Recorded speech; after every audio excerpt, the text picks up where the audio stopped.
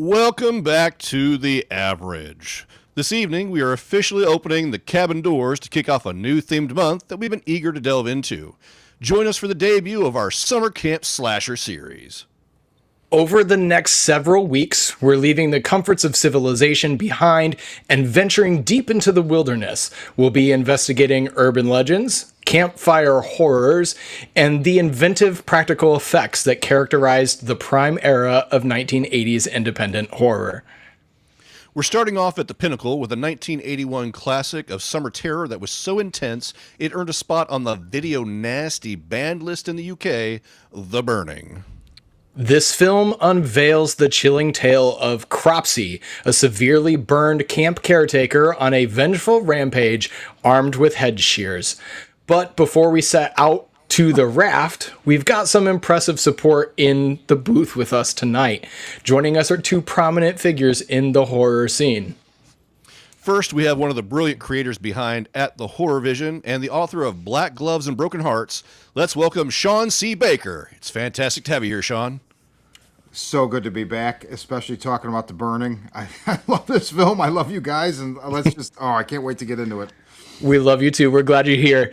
And right next to him, we have an outstanding physical media aficionado, a boutique restoration specialist, and the host of the amazing Beyond the Blood podcast. Welcome, Chris. It's great to have you joining us. Dude, thank you so much. I'm stoked to be back. This is my favorite campground slasher film of all time. So to come back and join you lovely guys to talk about this movie, I couldn't say no. I'm so excited for the depth of knowledge you bring to these. Thank you, sir. Thank you. I love that you called it lovely. You're not wrong. Try to compliment as much as I can, you know? Yep. Now, gentlemen, before we dive into the core of this film, we need to discuss the wild history surrounding this production. A fun trivia tidbit for our audience, The Burning is renowned for being the feature film debut for several major talents, including Jason Alexander long before Seinfeld, Fisher Stevens, and even Holly Hunter. It's Jason Alexander with hair. So it's... Additionally, the entire concept was co-written and produced by that Harvey Weinstein and Bob Weinstein. But this was long before Miramax grew into the Hollywood powerhouse. This was Miramax's first film. But the real standout behind the scenes is the legendary Tom Savini, who actually opted out of Friday the 13th Part 2 to work on the practical effects for this film to demonstrate his beliefs about continuity and gore. Tonight, we'll discover Savini's craftsmanship, especially that notorious jaw-dropping raft scene, remains among the best practical effects in horror history. As always, the final decision rests with you, the audience. The live chat is open right now, so jump in there and share your thoughts. Don't forget to click the link in the bio to complete the average scorecard during the stream. We want to capture that final audience average live on air. Absolutely. So, keep an eye on the wood line and be cautious of the shears. Let's head to camp. Boom. All right, guys. So this is one of my favorite subgenres of horror, and not just slasher subgenre, but the summer camp slasher specifically is my comfort food. I said it on the last Dread broadcast. There's just something maybe it was my dad running a summer camp growing up my whole life. Like, I spent every summer at a summer camp. So it's very relatable to me. And it's also, it's just fun. I think it's so much fun. And that's why this one specifically, we'll get into what makes this one so different from the others, but also Sleepaway Camp. Go for it, Jonathan. Yeah. Sleepaway Camp has something similar to these. So, we got Jessica, and I'll just go into it with the nightclub was here. I don't know if they're still here. Someone's here. But the things I love about the ones we picked for this series is there are campers at the camp. That is a big one for me. That's one Friday the 13th, the first movie, I think is one of the weakest in the franchise. The sixth one is the only one that actually has kids at the camp. Yep. And I think that's one of the better entries in the franchise. I think having the kids at camp adds another layer to what is going on. And that's something The Burning does. It's something the Sleepaway Camp films do.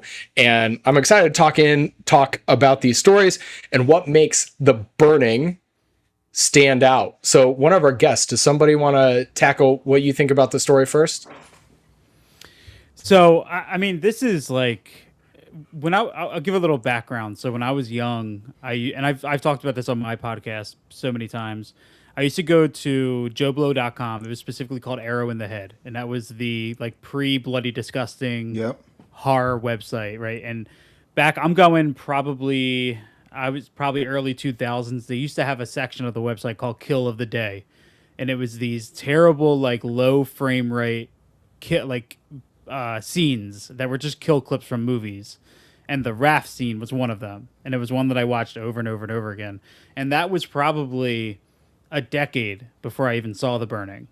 So when I finally saw The Burning and that scene came up, it was sort of like yet a nightmare that came to life. It was sort of like I was really kind of traumatized by that. Mm-hmm. But I think what I love most about the story of The Burning is that it kind of ditches, and it's so early on, this is only a year after Friday the 13th, 3 years after Halloween. You know who the killer is right off the rip. The story of Cropsy is established. We know that that's who's out there. So we don't have to play the whole game of red herrings, who is suspicious. You can kind of abandon all of that and build these really unique kind of little, not innocent, but more innocent plots that drive drama, such as like the peeping Tom in the shower. You know what I mean? Like you can build that. You can build Glazer as the bully and kind of, hey, what's that going to do? And then you add the overwhelming plot, which is, oh, we're going for a night out. It's, we have to get on rafts and we have to go somewhere isolated and we're going to sleep away.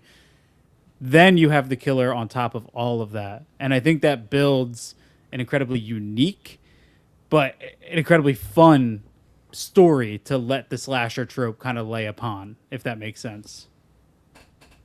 Oh, yeah. Absolutely. Yeah, absolutely. Like Tim said, there's a scene when they're all in the mess hall or whatever. There's so many campers. I mean, it's crazy. And I remember the first time I saw it, and I don't remember when I first saw it either. I know I had seen clips, same as you said, Chris, and I just don't even remember. But I was older, I was at least probably 30.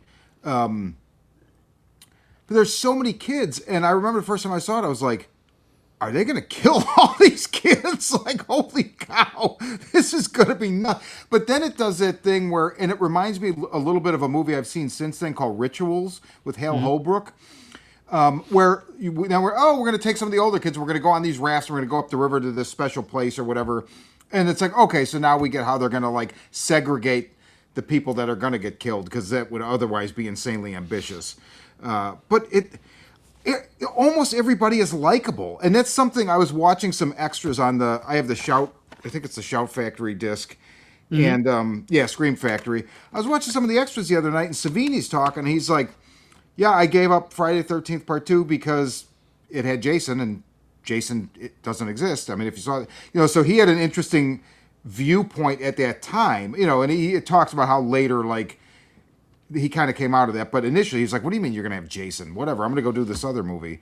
But he talks about the fact that I'm like, yeah, he's right. Like, I like almost all of them. I mean, the bully's a douche, but I don't know. Like, we'll get into his arc too, but yeah, go ahead. Yeah, but like Jason Alexander, I actually like that guy. I feel like I knew that guy. They're all like really, really authentic kind of archetypes of the era, because I grew up in the 80s. Okay, Tim, you went to summer camp. Jonathan and Chris, did you guys ever go to summer camp? Christian camp and Boy Scout camp. Okay, I went for a weekend or a week or something in like 6th grade to something called White Pines. It wasn't really a summer camp, but it was essentially the same thing. Other than that, no. So I don't know, I have a little bit of experience, but not much, not like Tim. And I don't know. I feel like I just believe them all so much. I really like this film. Well, what's great here is I feel like everything is so thought out. The two characters you're not supposed to like because of things that happen early on. Todd, or no, I'm sorry, not Todd, Alfred and Glazer, Yeah. both have like by the end of it, you don't feel the same way about them because something Right. occurs that switches it, and that's not typical of a slasher movie. Usually, like the bully stays the bully, who they are the whole entire time. They get killed off. You feel good about it. You're Every rooting for character- it.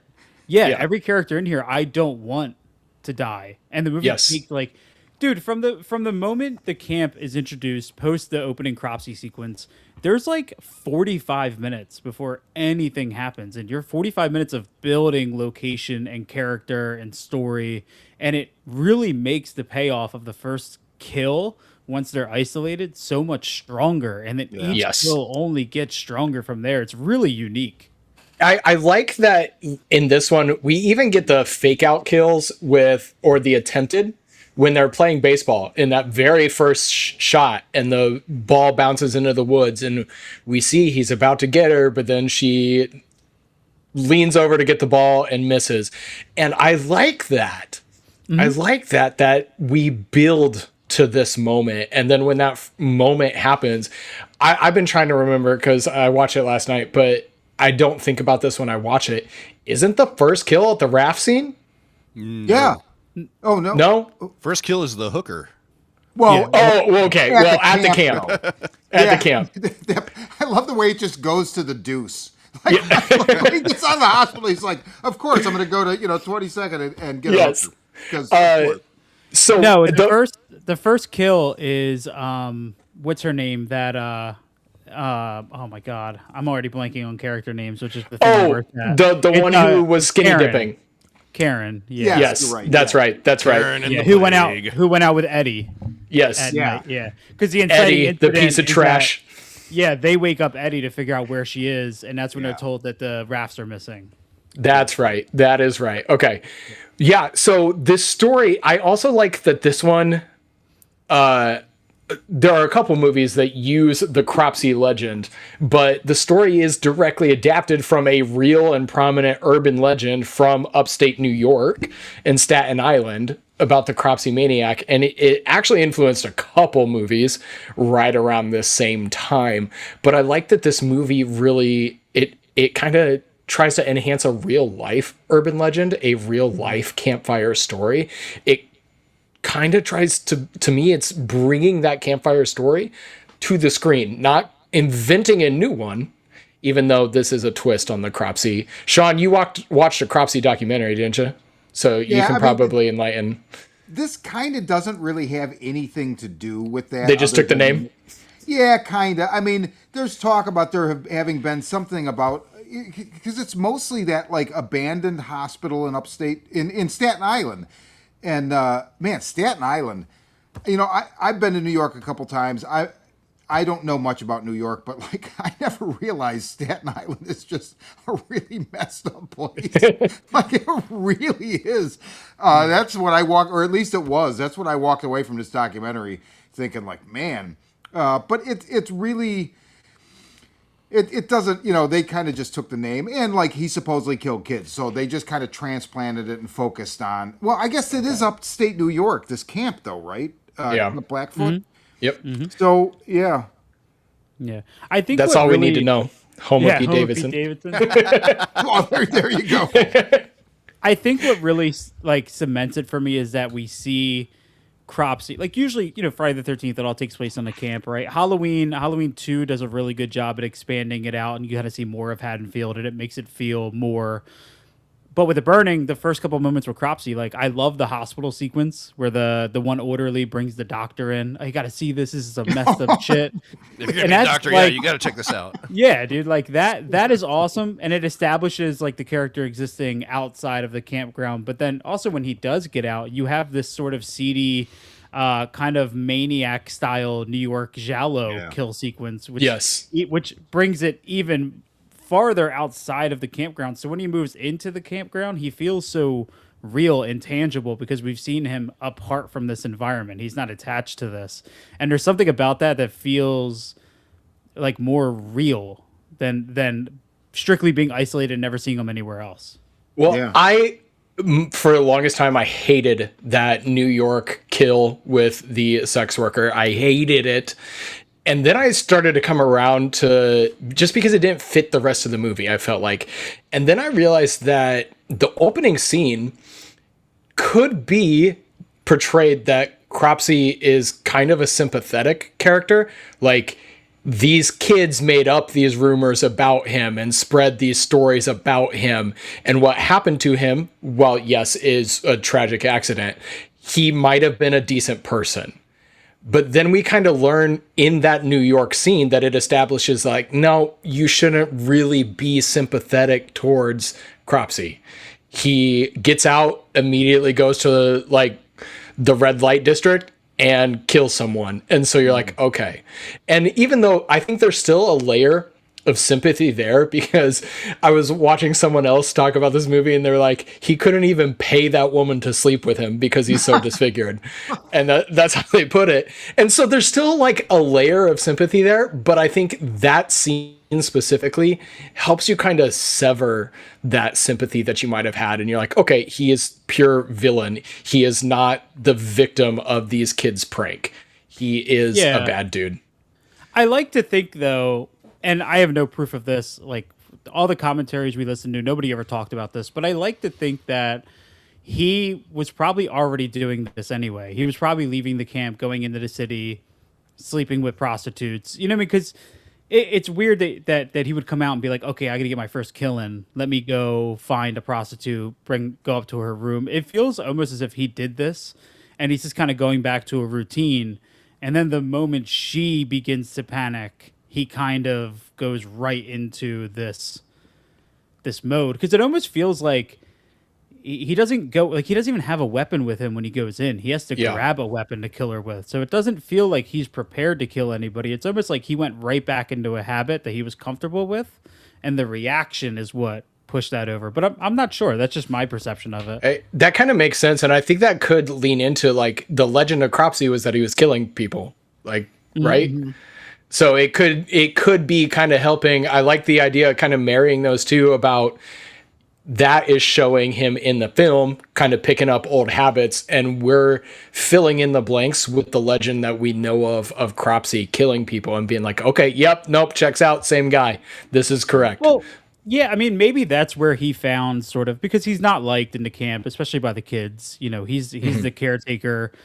You know, so maybe he did find comfort in strangers that he had to pay to give him that comfort. So coming out of the hospital after years and years and years of rehabilitation, it was probably the comfortable thing he went right back to. And then that reaction by this person who is traditionally supposed to make him comfortable is just like, it's a snap. It's like, oh, well, you know, now I'm going to kill you because what else am I going to do? Yeah. And I'm going to go back to the camp and I'm going to get my vengeance, you know?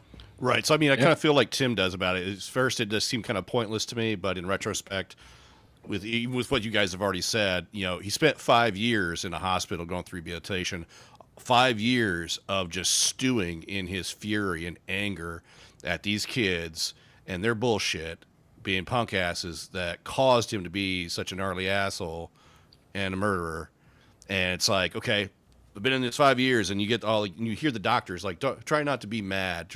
It was just a prank gone wrong. Yep. Don't be mad. Don't be mad. Don't be mad. How could you not be mad? That little moment right there that you're talking about is an excellent, I was going to mention this with direction.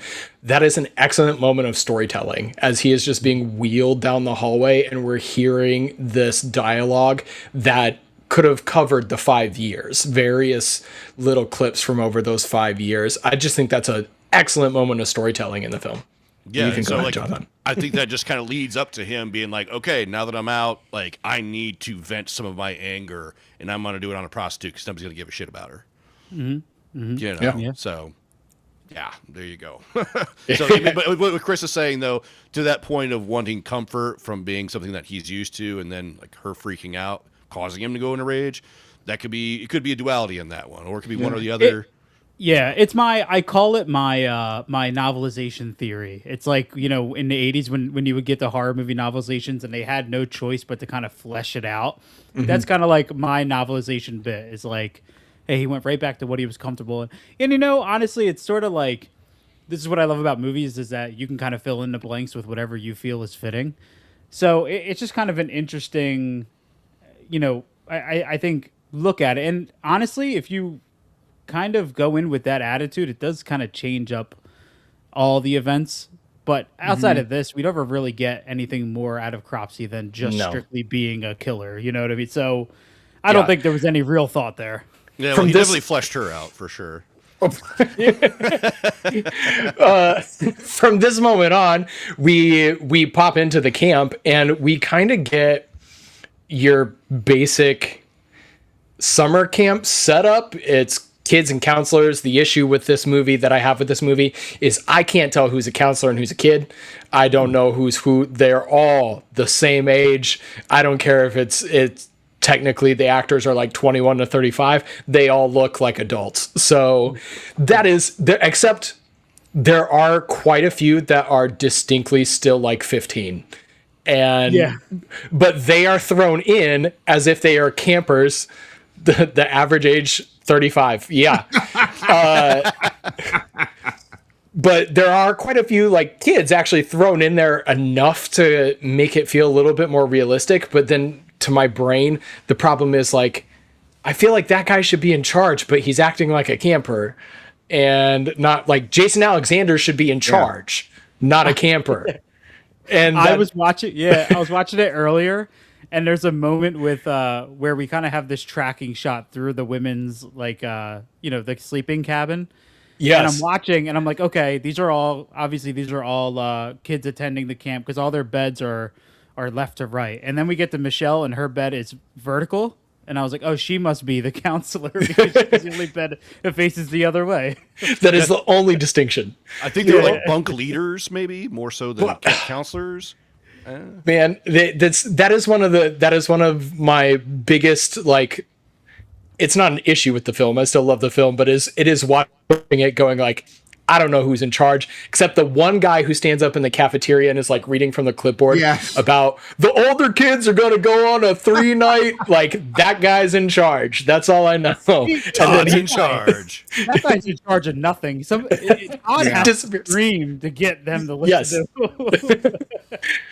So that is my biggest issue with like the story element of the camp. Other than that, I think this movie does the elements of summer camp really well, better than a lot of the other slashers. And we're putting this in with Sleepaway Camp, which is the other great example of doing it well.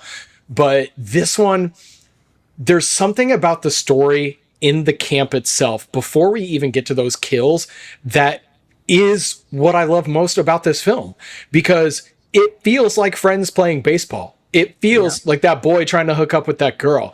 It feels like the prank of pushing that kid who can't swim into the water and then being like, get him, guys. Like, there's something very natural about these scenes, and it's each of them actually serves the purpose of the story later on down the road, and not in tremendous payoffs, but it helps us understand the characters a little bit better when we start to break them off and separate into smaller groups.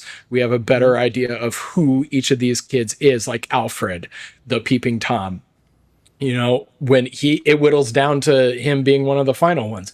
So I really like that element of the story as well. We have that urban legend of Cropsy being great. We know that villain, like you mentioned, we know that villain at the very beginning. He is not a mystery to us. And we know he's coming for these kids. And then it attaches us to the kids. And then, like you said, 45 minutes in, the shit hits the fan. And that is like what makes this movie that much better. I think it leans into Alfred Hitchcock's saying about suspense is knowing that there's a bomb under the table and waiting for it to go off. We know Cropsy's out there. We know he's coming for the kids, and we are just waiting for it to go off, which is why the raft scene feels so explosive.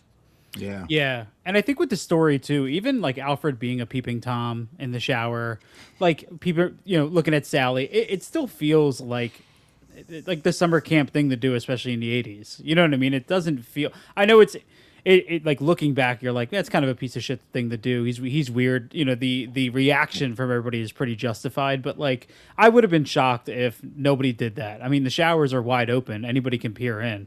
somebody's bound to do it. You know what I mean? So it's like, you know, and even there's little moments like when Alfred gets pushed into the water by Glazer, but then Glazer gets pushed back in by the girls, that just kind of feel so fun and back and forth. And it feels more like, hey, do your thing and we're just going to kind of shoot and let you capture having fun. It feels that way more than it really Friday does. the 13th does. Average kids being punk asses at camp, you know.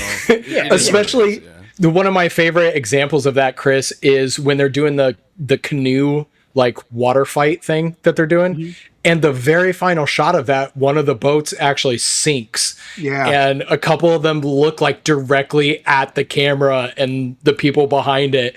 And they just left that in. But it's such a moment of like, they were just having fun doing this, and it shows.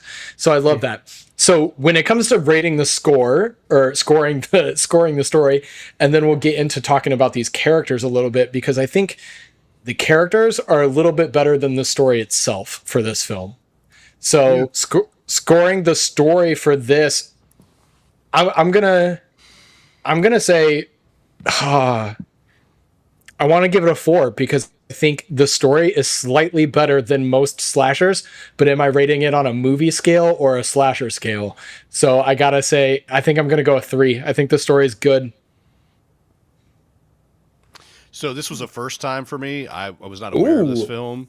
So I mean, I've already seen, you know, Friday the 13th and Sleepaway Camp was one of my big ones in my early teens. So seeing this now so late in the game, it was hard for me. I felt like I wasn't maybe giving it enough credence here with my scoring, but I feel kind of the same with you, Tim. I'm sitting at a 3 as well.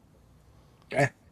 Yeah, I think I went 3. I mean, it's funny scoring all the stuff in this movie. It was all kind of like middle of the road, but it doesn't like, I still love it. It doesn't matter. Right. Like there's nothing about it that's, you know, like, I mean, it is exemplary in a way, but you know, when you break it apart and look at all the individual pieces, I don't feel like anything necessarily is like, oh my God, other than the effects.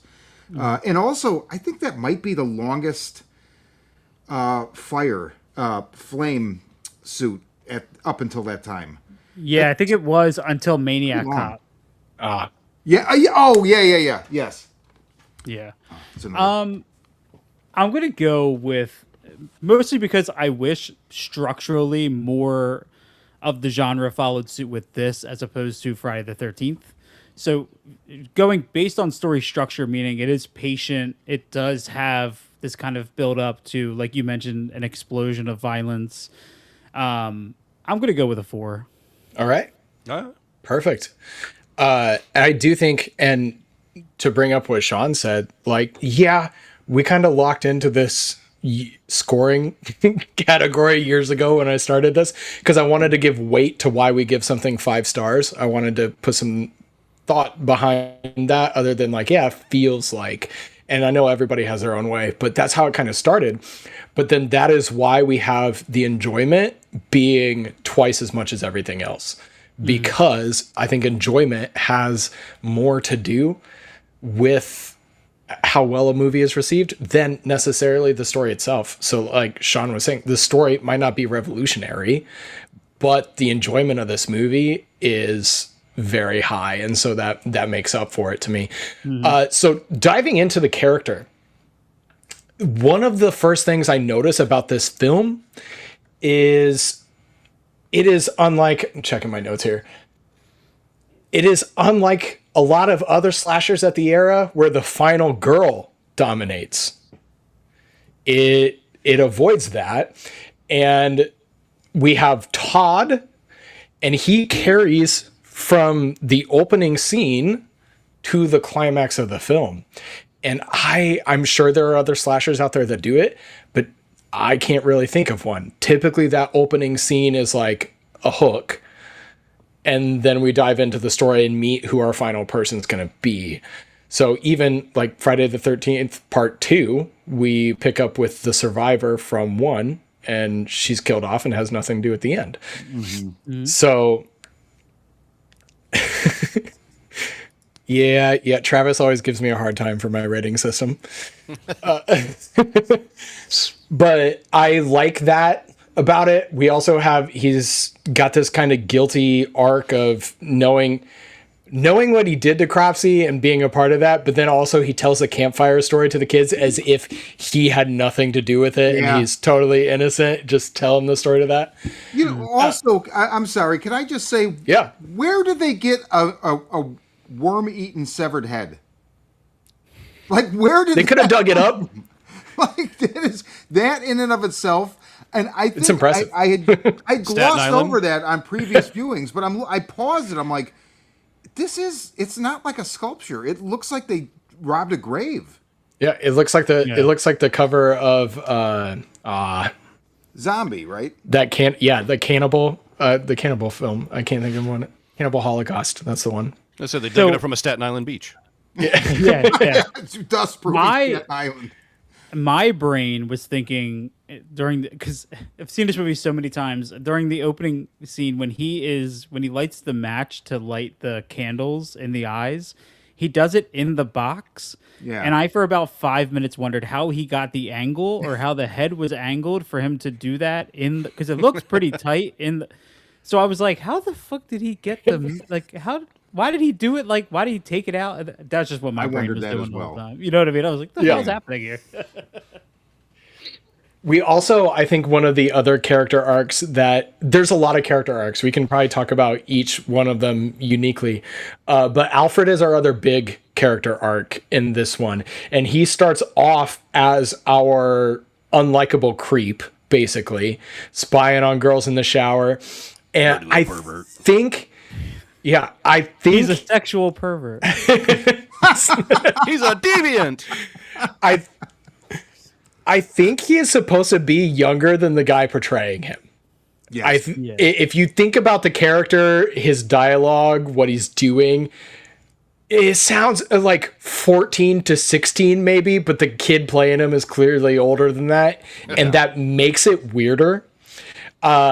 I mean, not justifying it for a 14-year-old, just saying it would fit the character a little bit better. Yeah.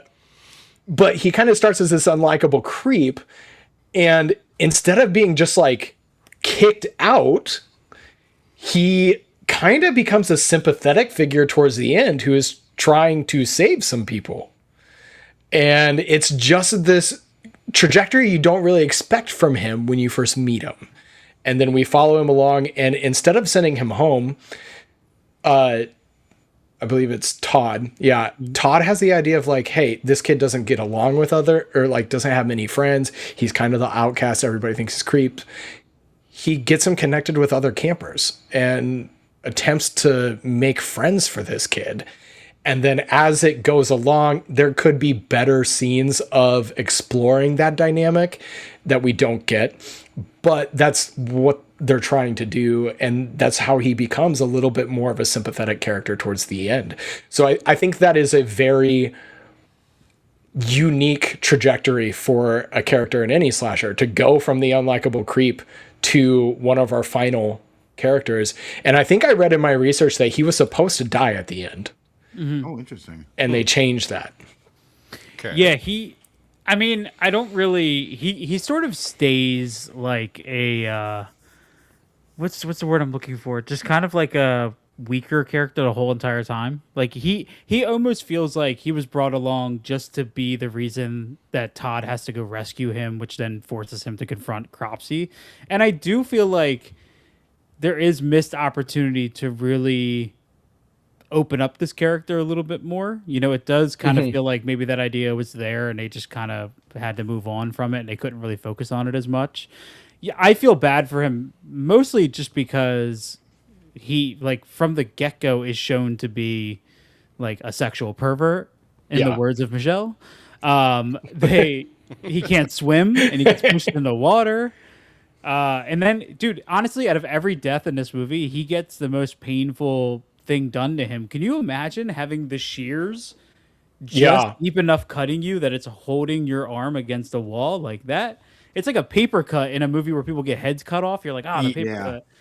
Yeah, so I don't really see him as much as having an arc more than I see him as like the sad puppy that we're forced to kind of follow along with the whole time. That's fair. You know, that's fair. I will say, I do think that ending for him particularly, doesn't fit the character of Cropsy. I think when they changed it, makes no sense that he doesn't kill him. He just pins him there. It makes no sense. Precisely. He kills everybody rapidly, quickly, in literally seconds, except Alfred, who he pins to the wall. It doesn't make any sense. So you can tell when you tell me that that's a rewrite and Alfred was supposed to die. I'm like, yeah, because it doesn't make sense. So I'm with you on that one. I wonder, were they hoping he was supposed to just be like, were they using him to bring Todd in because he hears him yelling for Todd and he hears him looking for him? I think so. Ooh.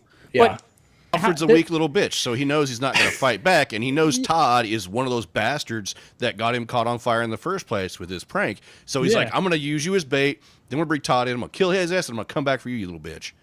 Yeah, but they don't even establish that like he's personally after Todd. Like, yes, that would help. Yeah, or that he knows who he is, right? He hasn't seen him since he was little, and also he wouldn't have necessarily even seen him the night that it happened.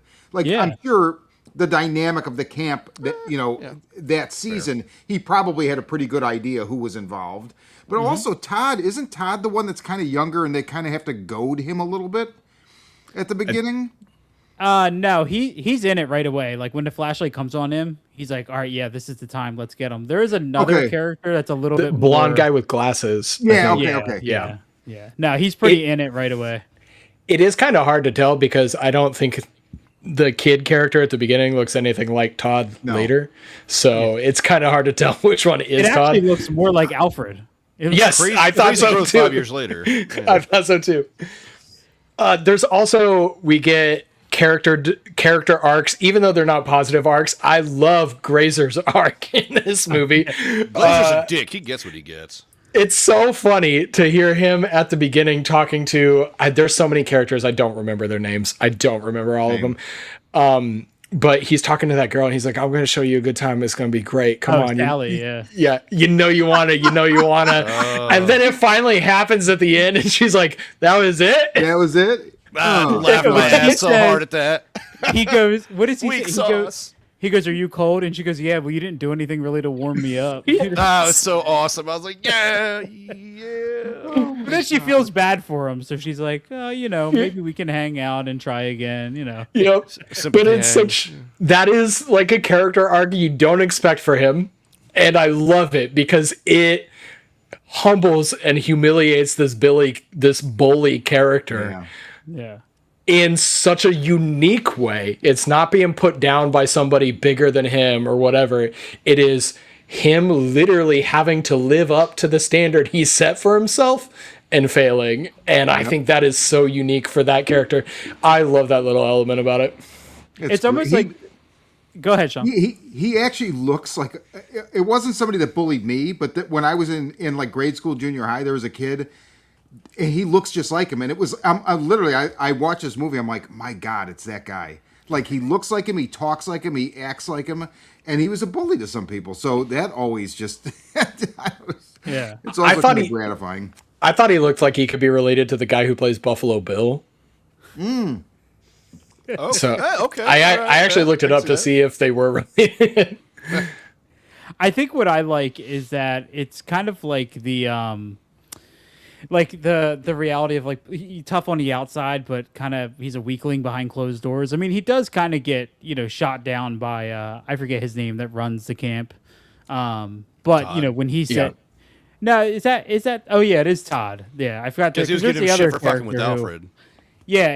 Todd tells him, like you never. The problem is you never bully anybody the same size. Yeah.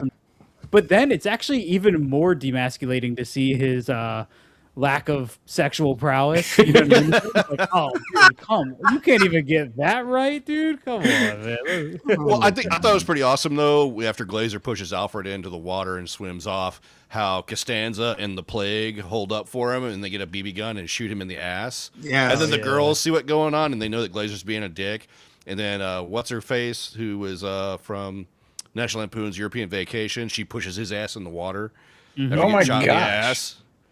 It's a crazy, like Paul said in the chat earlier, man, cast a who's like, hey, it's that guy. Like, there's a lot of it. I was so surprised by that in this film. Forgot about that. I think my favorite arc of all of these, so it was kind of brought up already. Thanks, Travis. My favorite arc of all of these is that George Costanza is so traumatized by what happens here. He blocks it all out, stays in New York, changes his name, and befriends Seinfeld, and has a long 9 successful years being who he is on Seinfeld. I watch Seinfeld every night, so watching this one, I always forget that he doesn't die in this movie because I expect him to, because he's Jason Alexander. I'm like, oh, he's gonna die. And so every time I watch it, I'm like, oh yeah, he lives. And so he can go on, like, just in my head, the character continuity is there because he kind of plays the same character. His character in this movie is the same character. Less he's neurotic, not neurotic though, you know, like less. Yeah. Like, he actually seems like he's kind of a cool guy, and like he's got that thing that I like. The younger kids kind of defer to him on certain things, you know, and he picking up the porn. Yeah. And the rubbers. God, I forgot about it. Yeah, It's the camp experience that traumatized him and caused him to have the neurosis. Yes. In Seinfeld. Yeah. Oh my God, the porn for the. You got my hustler? Yeah, you got my hustler. Oh, and he keeps referring to that one kid. Is it Woodstock? As like the fucking wank champion or what? Yeah. Jerk off champion. He needs his vitamin E, which, do any of you know what that has to do with? What does, I'm going to Google it. I was thinking about it earlier. What does vitamin E have to do with? Careful how you Google that, man. Yeah, vitamin E related to Jerking it. you guys. Yeah, go ahead. Just spanking it, whatever. I mean, I was surprised though to see Fisher Stevens as Woodstock, and I'm like, oh shit, it's the Plague from Hackers. Like, okay, that's Yep. That's totally bizarre. Yeah. It's like with that first shot on the lake, you know, when you see all of them, and it's like, or on the ball field, I'm like, holy shit, it's that guy, it's that guy, it's that guy. Like Paul was saying, I did not expect to see Fisher Stevens. I didn't expect. There's so many faces. Like, holy shit, man. But arcs, man, yeah, a lot of. It's hard to have arcs for too many people because so many people got killed. Felt bad for Sally getting slaughtered in the woods after that unsatisfying experience with Glazer. What a way to go! Poor girl, man. Never got to have like any peak enjoyment. Just sadness. Yeah, there's not a lot of arcs outside of Alfred and Glazer. I mean, it's sort of Todd. like you don't. Yeah, and Todd. Yeah, you don't really need too much. If you can give me 2 or 3 good ones that just kind of like make me really fall in love with those characters, I'm good. It almost feels like if this was made in 2026, every character would have like a traumatic arc that would lead back to Cropsy in some way, and that's too much. It's overbearing. You know what I mean? Yeah. So, I mean, it's amazing. It's amazing how many people actually live. I mean, because I don't feel like this is one of those movies that like cheaps out on the body count. And it's that raft scene is just so. I mean, I know everybody talks about it, but it really is. The way this is paced is just fantastic because you get the beginning with the burning, and then you get the kill with the sex worker, and then you get all that, like you guys were saying earlier, that like 45 minutes or whatever, and you get a couple teases like with the baseball, but it never is one of those. I know. I mean, I can't give you a title off the top of my head, but I know recently I've watched a movie where I was like, okay, I got a crappy kill up front, and how long's it been? And I'm feeling it. Like, I never feel it here. And then we get this huge, like, you know, it almost feels like... It's a massacre. It's a massacre, and it almost feels like the, what do they call it? Like the third real body dump. I think Stephen Graham Jones might have coined that term. But instead, it's like, no, it's not the third real. It's like, I mean, it's just such a huge scene. And then there's still more death. But it's paced so interestingly because then, like a bunch of people actually make it out. And you don't feel like I don't know, it just feels natural. When Steve and I covered this on our podcast, we talked about how it feels like 2 different movies were made. It feels like they were trying to make a summer camp movie, which really, like the middle of the movie is really that. And they did a really good job. It almost feels like this could be like almost like a Meatballs-esque, you know what I mean? Yes, summer camp movie. It holds up with summer camp sex comedies. Yeah, it does. And then the beginning and the end are treated like a horror movie. And I think that works best because they feel separate, but you enjoy both of them so much. It just, like, most of the time, the problem is the middle run, when you're going from that first to second act, can just drag because you don't care about what's going on. You know, in this, they do bring up, Alfred the Peeping Tom, Glazer's the bully. They bring up enough interesting little aspects. I even like Eddie, and I forget her name. I think Eddie and Karen, how Karen is sort of scared. She's talking to Michelle about how she's sort of scared of Eddie. She keeps coming back. So these kind of like these micro dramas that you're interested in because we know all these characters now, and we're like, ooh, how are they going to keep this going? So then when the kills start, you're just remaining interested, and it works so well. It's really thought out in a way that you're not expecting, Teenage camp drama. You mentioned You mentioned there is that one. I think it's Eddie. He is the one, yes, Eddie, who after his little scene that I am like waiting for Cropsy to get him. He's the moment that I'm like, all right, UPOS, let's go. Cropsy's going to get you. Yeah. Forcing himself on her. He's being an ass in the water. Jesus Christ. Yes. But I think characters are what this movie does better than necessarily reinventing the slasher plotline. I think where this movie shines is having memorable characters. I might not remember their names because there are a lot of them. Yeah. There are a lot of them, and they're kind of thrown at us at the beginning, and then they dwindle off. And that's hard for me to remember. Names are just a weakness. But I think this is one of the areas that this movie shines. So when I'm thinking characters for this one, I think the characters in this movie, and I think their arcs, whether it is a negative arc or a positive arc or whatever, who they are at the end is changed and affected by the events that happen in this film for every single one of them. Even Shawn said so many people survive. When we see the shots of them crying after finding their friend's body parts and then having to clean off the raft and use it to get back to camp. That's like that is brutal and tragic. And I think this movie, it could ramp up the tragedy of that, of having to sit on the vessel their friends were killed. But I think it's subtle enough and it does it. If you're paying attention, they remove their dead friends' bodies and get on that thing to save themselves. And that is brutal. I think the character arcs in this movie are one of the highlights of this film. So I have no problem giving the character arcs in this one a 5 because it's more memorable than many of the other slashers that I've seen. I think that's fair. I don't remember when I filled the thing out and I submitted it. I didn't really keep track, but I think I gave it a 4. And yeah, the characters are what make the movie. So yeah, I'm gonna go with a 5. There's a moment when towards the end of the movie when Catherine, is it Catherine? Oh my God, I'm so bad with Michelle. When Michelle gets back to the main camp after all the survivors got on the raft, and she's talking to, I finally found that character's name, and I thought he had a name, but he's just listed as supervisor. Oh, the older guy, the older guy. The older guy, yeah. The man in charge. He's just listed as supervisor. When she gets back to the camp and yells at him, she says something like, "Where's the like the phone or the outboard? Yeah, where's the outboard?" And she goes, "There's a killer." She runs up. She goes, "There's a killer out there." And he goes, "What the hell are you talking about?" And she goes, "Just look at these kids." And the camera shows the survivors coming off of the raft and walking up as if these kids had just been to war. Like they look war torn, Yeah. And I think this is a movie that's really, really, really focused on building great characters and the impact that the events have on the characters. So therefore, I think that there's plenty of room here for analysis of most of the characters' movements or like their progressions and their place in the story. So I'm going to go with a 5. Man, I can't give it as high a marks as you guys on that because I mean,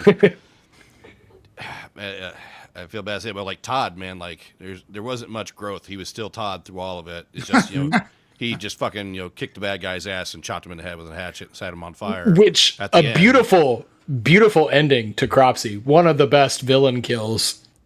That was pretty awesome, but I didn't see much growth well, for Todd. Todd didn't even set him on fire. Alfred did. Or right, Alfred. Yeah. So if anyone had the growth the most, I would say it would have been Alfred, from being just a little perv to being like a survivor who set a bad guy on fire, and was actually liked by people instead of being hated at the end. So it's kind of mid ground for me. So I'm sitting at a 3 on it. All right. For character. All right. And the interesting thing, I agree, Travis. The interesting thing about this movie since we already talked about the story, was that the whole premise and story for this was done before the first Friday the 13th movie. And then they didn't have enough money, and Friday the 13th came out, and it was always kind of not always when it first came out, it was kind of labeled a Friday the 13th knockoff, even though I think this is by far the better made film. This is the superior movie. Most people, and dude, I get so much shit for when I say this. I always say that Friday the 13th Part 2 is the movie that starts Friday the 13th, right? Like Friday the 13th there's a lot of great stuff. Friday the 13th Part 2 amplifies it. Friday the 13th Part 2 even inspires Halloween 2. So without Friday the 13th Part 2, Halloween 2 doesn't go on to do what it does. But The Burning, the actual plot outline and the plot outline and the production for The Burning all happened before Friday the 13th even entered production. Really? It just didn't come out until after Friday the 13th did. Damn. So The Burning is the original concept. If you want to look at a timeline, Friday the 13th was just a movie that took off between the two. So I actually credit The Burning with inspiring more of the genre than Friday the 13th, but I can't really settle on that because it's the lesser known. So there was less people to see it and try to copy it. You know what I mean? Yeah. Fun stuff that we'll get into when we get to the cultural significance about this movie. But first we have the music Shawn, you gave yours for, okay, I got them all. Music and sound design. So I just realized this. I don't know how I didn't notice it. I knew I recognized the name Rick Wakeman, but he was the keyboardist of Yes. Yeah. Oh. Which is why the music in this movie is awesome. I love the music in this movie. Says you. What? Says you. Oh, yeah, says me why it's awesome. I love it. I don't think it's like... I would recognize the Burning theme. If somebody put it on, I would be like, oh, yeah, that's from the Burning. But I think it is definitely a step above a lot of what the other slashers were doing at the time. And I love the story. Wakeman was originally offered a percentage of the film's back-end gross profits as payment. Wow. But he believed the movie was going to be a flop, so he turned it down and demanded a flat fee. And it turns out he was partially right, and he probably made the better financial decision by taking a flat fee up front. Well, I think when it comes to music, because I have the score for this, I forget who put it out on vinyl. Maybe it was Waxwork or whatever. And I remember listening to it, and it wasn't the most like memorable, but when you watch the movie, it doesn't really utilize the score for much. Like Friday the 13th, they, Manfredini and Sean Cunningham really found a way to use the score to build suspense and stuff. The Burning doesn't. Like, if you think of the build up to the raft sequence, there's no music until the appearance of Cropsy. Then the music kicks in. They're not using the music as a tool to tell the audience how to feel. Yeah. It kicks in at impact. And I do think when it kicks in, what's on screen is so engrossing that the music just meshes with it so well, and there's no standout to it. So a lot of times I forget there's even music playing. Even today when I watched it, I just sat here and I was like, I'm trying to think of a musical cue, and it's when he jumps out of the raft, but I don't remember what it sounded like because I was so focused on a bunch of kids getting slaughtered on the raft. Yeah. Well, and I'll tell you what I love about that musical cue, and if I can remember it correctly, is I feel like at that time, especially Friday the 13th does this, when we get those jumps, what do we hear? Strings. Mm-hmm. And this movie wasn't strings. This movie was synthesizers. Yeah. And so it has a different effect when it happened. I agree. I think the music does kind of enhance the scene. It kind of complements the scene really well, because I will say that when I think of the theme for this movie and what I think is so memorable, it is during the opening credits. Yeah. Like I because there's not much going on screen, and I'm listening to the music and I'm liking what I'm hearing. But then, yeah, I agree. I do like that it is not persuading us to feel a certain way before the event happens. It's tricky because when movies do that, when they manipulate, like I have huge issues with Silence of the Lambs, and it's a shame because what's his name that will always work with Cronenberg, Howard Shore does it, and I just feel like it's so overblown. It's like, I get it, it's creepy, it's tense. Can you just bring it? And it's not his fault, right? This is, I'm sure, was directed to some degree. So I get irritated when movies try to use the music to completely manipulate me. It's like, you should be able to accent it, but I don't need you to tell me. But this movie, it does kind of just disappear. And the one scene that sticks out, there's a couple, but, and this is something I kind of have trouble with from some of these like 70s, 80s movies, that the banjo music, like during the, the fun mess around, yeah, it reminds me so much of the original My Bloody Valentine, where like I have the score for that, and it's like there's a bunch of like light FM shit on it. It's like I understand why it's there, but it doesn't necessarily make for a solid, cohesive experience. Where you look at like what Carpenter was doing, and it's like he's making a solid, cohesive sonic experience as well. To go alongside and accent his visual experience. And that's not what this is. But I would actually really like to I've never listened to this score. I have a lot of scores, and this is not one. I think, Chris, I feel like it is Waxwork, but I don't think it's been available for like a long time. It's been out. I know it is on YouTube. I'm gonna have to listen to it because even like I'll just listen sometimes, to stuff that I like. Would this make a good vinyl purchase? Because you might love a movie, but maybe the score doesn't exact. I don't know. I'd be curious to hear the music stand on its own. And I agree with what you're saying. Like Howard Shore drives me nuts with the use of music and Cronenberg, because it's over top of scenes that doesn't need it, and it feels overpowering. Like. So really I like his stuff with Cronenberg by and large, but it's just, Silence of the Lambs is just really it's so over the top. But it's 90s and it's big studio, and that's what they did, right? Mm-hmm. Yeah. What I'm seeing is that vinyl is sold out everywhere. Yeah. There's got to be a repress at some point, because I feel like I subscribed to Waxworks like. I want to say it was 2016 was the first time I did. I was like an annual. They had that record club thing. I did that for like 2 years. But I think in all the time I've kind of kept my eye on what they put out, that has not been available. So I'm thinking that's got to be like 2015, 2014. Travis. It's get out of here. Jeez, Travis. Come on, Travis. It's weird that nobody. I actually don't like. So I'm not a big vinyl fan. I know this is going on a side tangent. I'm not the biggest vinyl fan. I actually prefer CDs, and it drives me nuts that companies won't put more records on CDs. But yeah, they won't, right? If you go on eBay and stuff, occasionally you can find really good quality, like custom CDs for scores. And I have one for The Burning. It was like $10. It was like $10 on eBay. They took the Waxwork Records vinyl art, put it onto a sleeve in a jewel case, put art on the CD, and it's full, like as high quality as I can. And I listen to that more because my CD setup is just higher quality than vinyl setup is. Yeah, that's fair. But to me, that's my preferred way of listening. So I will look out for things like that, and you can find that, and especially for scores like The Burning, where nowadays I wouldn't pay $45 for a record of this, as opposed to I think the $20 I paid for it 10 years ago. I'd pay $50 for Chopping Mall vinyl. I love that Chopping Mall.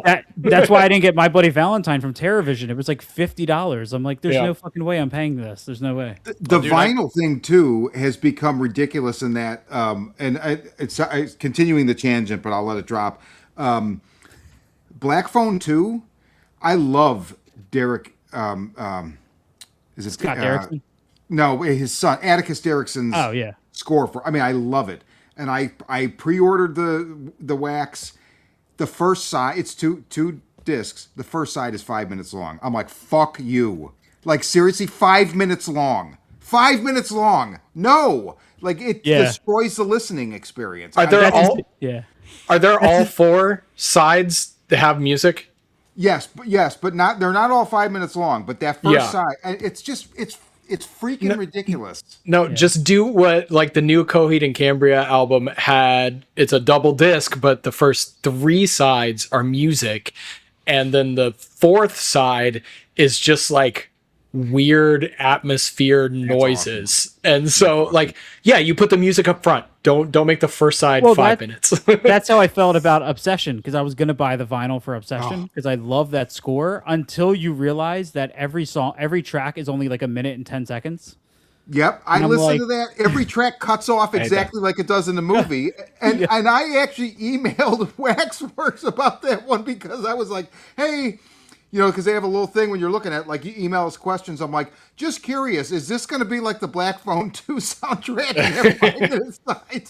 Nobody responded to me, but I'm like, I'm serious because I'm listening to the thing on Apple Music. Every track is like a minute, and like you said, no, So I will say, when it comes to soundtracks, I love it when I can find a good soundtrack. If I can find it on vinyl, awesome. I have the soundtrack on vinyl for Willy Wonka and the Chocolate Factory and The Clockwork Orange. Hell yeah. Those are phenomenal. So, but when it comes to this movie, it all just kind of fades out. Even the theme at the beginning is the most memorable part of the score in this film, but even then, still doesn't really stick in my mind.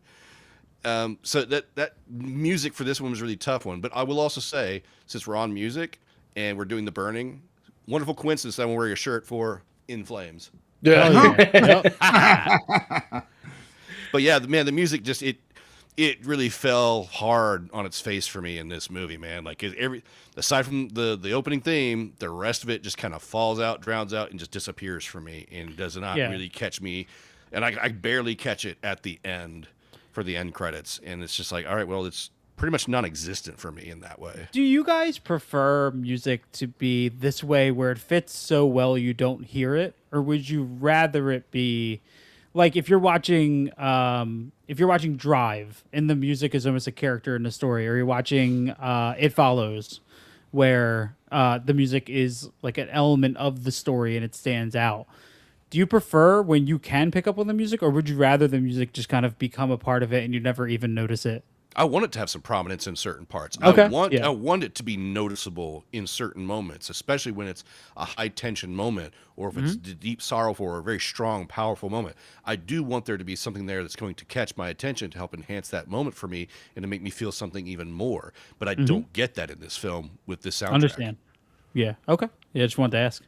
I agree with Travis. I think for me, it depends on the movie. What is the atmosphere that the movie is going for? Yeah. Because the music has a lot to do with your atmosphere.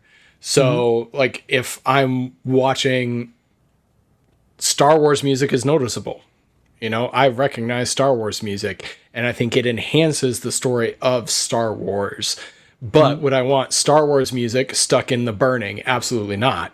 It just depends on the vibe, because I think there are some things where a minimalist soundtrack is enhancing the vibe, and in other times I think those grand orchestral moments enhance the vibe. So I do think it depends movie to movie. To me, I do know there are things I don't like, typically just like I feel like it happens a lot lately where it's just kind of like droning ambient noise in movies. I hate that.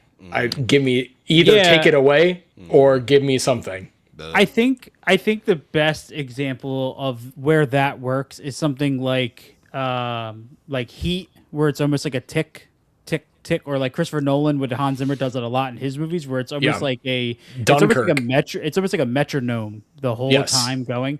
That I like, but when it's just kind of like a groan, the whole this doesn't do it for me.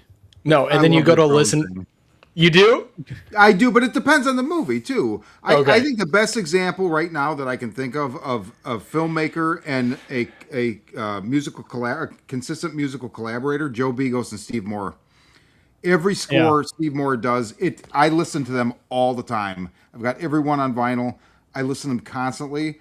And when you watch the movie, it's there. It's a character, but it also isn't manipulating you necessarily. Like, it just lays in perfectly, but still has its own identity. I absolutely love it. I do want to say though, who just commented, the Sinister score on its own is fucking incredible. Like, Yeah, it is. On its like separated from the movie, and it gets even better. It is a fucking wild score. Yeah, Christopher Young. It's insane, dude. I haven't seen that movie. I need yet, to so listen. I don't know. You haven't Yeah. seen Sinister? I don't believe I have. Well, now I need to listen to the score because I never really thought about the score for that one. All right, well, let's score the score for The Burning. So I know I gave it high praise. I do like it, but I do agree with the criticisms. Is it criticism or compliment? I think we were just debating that it supports the moment instead of stands above the moment, and so therefore it kind of gets lost in the action. I do agree that certain scenes just aren't memorable as far as music goes, but I did give it a 3. I thought it was good. Ooh, I had to go down on that. I had to go to 2 on this one. I might be swayed because I like the band Yes, so I'm just gonna stick down the middle and go with a 3 because if you do listen to it on its own, it does have interesting bits to it, but I do love that I barely notice it, or like I can tell you when the music starts and stops, which kind of to me works. So I just stick with it's more of like a 2.8, but I round up to like a 3. okay. I think I gave it a 3 too. It's You did. nothing special. There are some moments I like, not the banjo moment. I mean, that just kind of I get it. I did notice on this one, watching it because we're going to be talking about it, I paid attention to the credits, and that had a different composer. The banjo, it says bluegrass music composed by completely different person for that scene. That makes sense. Not that I'm sure Rick Wakeman could handle it. Part of me was like, was that scene added later to help hit the 90-minute mark, and Rick was already done, and they're just like, hey, can you whip this together? And I don't know. I do wish every movie from the 80s had the My Bloody Valentine original song at the end, though. I do wish that would have, what I mean? Like, that would have helped it stand out if all of a sudden a Cropsy themed, country song began playing at the end. You mean like we have today where Ice Nine Kills is going to play over your closing credits? Yeah, please no. Please somebody else. All right, let's talk about the Titan category for this film. The editing and special effects. So you can take it away. Somebody wants to gush about it first. Go ahead. All right. I'm going to take it away from the raft scene because I'm sure that's going to be a discussion on its own. And I'm going to talk about, I think it's fascinating at the difference in Tom Savini's work from Friday the 13th to this, only a year later, how much of an improvement there is. But there is a brief moment in the scene where he kills Karen. This is the throat slit that I love so much. And it's the cut of the throat, and then it's the camera like slowly panning down her chest. Yeah. As like the dark red blood just kind of covers all the skin. Yeah. I remember listening to an interview with him. I believe it might have been in the Document of the Dead documentary. And he talks about how there's a lot of good like special effects artists out there. And it really depends on the relationship with the director and making sure that they can work with the director on how to shoot the effects best. And I think The Burning is a fucking perfect example of how to shoot these effects, because you're not seeing a whole lot of like, it's not focusing on the detail of like the flesh underneath the throat or anything, but it just, everything is so bloody and it's so gruesome. And I love what the camera decides to focus on. It's not a cut. It's not like a close up of the neck appliance getting torn open. It's actually a little bit distorted because his hand is over her mouth and the cut kind of happens underneath. I just fucking love every kill in this movie. Well, I appreciate like how they use the natural lighting during those scenes when he cuts her throat with the shears, and when Eddie and her are out there in the skinny dipping with the natural light. But I wish when he'd cut her throat, I wish it had been a little bit lighter so that you could have seen it a bit better with how he cut her in the bleeding. Did you? It was still a little dark for me, like the tone, like everything, just it wasn't light enough This is the few times that I would praise the 4K. The transfer on the 4K. I would agree, Chris. Really ups it a lot. Yes. It's a lot Really? more visible than it's ever been. Yeah. So I watched it on Tubi, so it was just yeah. like Tubi is style. very dark. Yeah, I was like, damn, man. I'm just lighten it up so I can see the blood trickle more. Yeah, I would agree. I would agree with Chris on that one. I do think the 4K restoration of it helps that scene out. It helps all of the dark scenes in this movie significantly. I think it looks great. I agree. That one, that kill specifically, Chris, was one of the more emotional reactions that I get to a slasher film, period. Because it's kind of a character that we had grown to like. She had just been abused by a guy she wasn't sure about, basically. And we're sympathetic towards her. And then when she dies, it's not a quick Friday the 13th, here's what happened, slit throat cut, and we don't see her again. We stayed there and watched the blood drip down her body as she realized what was happening. And it was more emotional than your typical quick cut. And I think that was like you brought up, I think it was Tom Savini talking about Friday the 13th about how like the best scenes are directed by the special effects guy, basically. And so I do agree with that as well. And that's kind of what I watch for. But I'll dive in. I mentioned Cropsy's kill, I think, is brutal, and not not just the fire, but when that axe goes through his head and blood just spews out of it. Like, that was more intense than a lot of final kills that I've seen in slasher films. I like that. I also just like lingering on the body while it's on fire. Like, I know it's a dummy, but we just sit there and we watch it burn for so long. Roast. Which could go back to the fire effect at the very beginning, which goes on for so long. If I were to pick a favorite moment in the raft scene, there is something about that girl getting sliced across the forehead that almost makes me ill. Like that, really? that brutal chop at the end. Like, she was already injured and he just boom across the forehead. I was like, oh, there's something about that one that is uniquely fingers, seen it before, Steven neck. Fisher, yeah, like those are all cool Fisher effects. Stevens. Yeah, Fisher Stevens. Those are all cool effects that we've seen. Splitting the forehead, that one's unique to me. Well, I can't remember. Is there a directing category, or is it just editing? Direction. Yeah, we have a direction. There is a direction. Okay, because in the editing category, I love, just to take it back to the Karen scene real quick, I love when she gets out of the water and realizes her clothes aren't there, and the camera does this really interesting thing where it like shows she's looking for her clothes, and then it does like these handheld run-ups on like an article of her clothing in the woods. Hanging. And then then it cuts back to her, and then it cuts to like a shirt. It almost gives you like the Evil Dead handheld like run up to it. It does it 3 times to kind of show that somebody had scattered it, but it still doesn't make you think that potentially she's gonna die, because you get the music and those brief little shots, and then we're back to nothing again, and she's just looking for it, so we know. But leading up to the raft scene, there's something really interesting that happens when we cut to them on the raft, and they're kind of paddling away.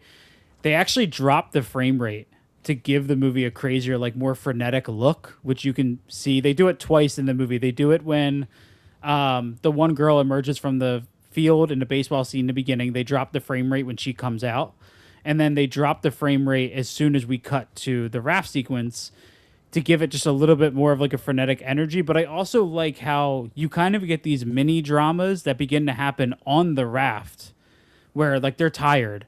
Circle Plane, they're tired, and Eddie's like, shut the fuck up, keep paddling. Like, they create these little mini dramas that feel so intense, even though there's no music. So already the energy is so balled up. And then they see the raft and like, oh, there it is. And they get closer, no music, closer, no music, closer, closer, no music. We stay with this the slow frame rate, and then all of a sudden the explosion of Cropsy popping out. It's brilliant in my opinion. Absolutely brilliant. There's an extra on the DVD or the Blu-ray of Jack Shoulder, the editor, talking about how they kept telling him it's got to be longer. They can't get there that fast, and he was like not understanding. So when I watched it this time, I watched a bunch of the extras first, and then I watched the movie, and I was like, oh man, like I hadn't realized how long it actually takes, because it doesn't feel too long. It feels just right. So yeah, absolutely agreed. I wish Jack Shoulder took more advice when he went and made like Alone in the Dark and stuff, because he went on to eventually direct. Like he did Alone in the Dark, I think 83 or 84. I think Alone in the Dark came out, and that movie feels so rushed through. As much as I enjoy it, I wish he kind of like kept the advice that Tony Maylam taught him in the editing of this. But yeah, I've never seen that. But he talked about how he took he doesn't experience, and it made that a better movie. So that's interesting. Not that I found, but if he thinks so, I mean, I'll power to him, you know. But yeah, this rap scene's out of control, man. I mean, for me, it's not even the fingers getting lopped off; it's the blood spray on his face after it happens. Like it's even like when they cut to the shears hitting the wood on the raft. It's just like a random shot where it takes a chunk out of the wood, and it sells it sells that the blade is sharp and that it's real, and it's just this little insert shot that's kind of like a perfect Savini moment. Is like, what are you doing to sell the effect that's not showing gore? What can we cut to real quick to sell this? And it's so genius. And dude, the girl getting slashed in the head is like a final fuck you is it's so good, dude. Yeah, I think I gave it a 5 for effect. You know, the finger thing, it's funny, watching the extras first this time, I remembered it, but I forget who it is that talks about the finger thing and how, it must be, what's his name, Finger Stevens. But he's like, oh, you know, this is like stupid, like cumbersome, you know, hand or whatever. And he talks about it. But when you see it, it just works. Like, it just works really well. So, yeah. Great effects. I have to ask, did you mean to call him Finger Stevens? I did. That was on purpose. Okay, because that was good. That was good. I was just trying to like. Okay, yeah. This one we can lay into the score for this one.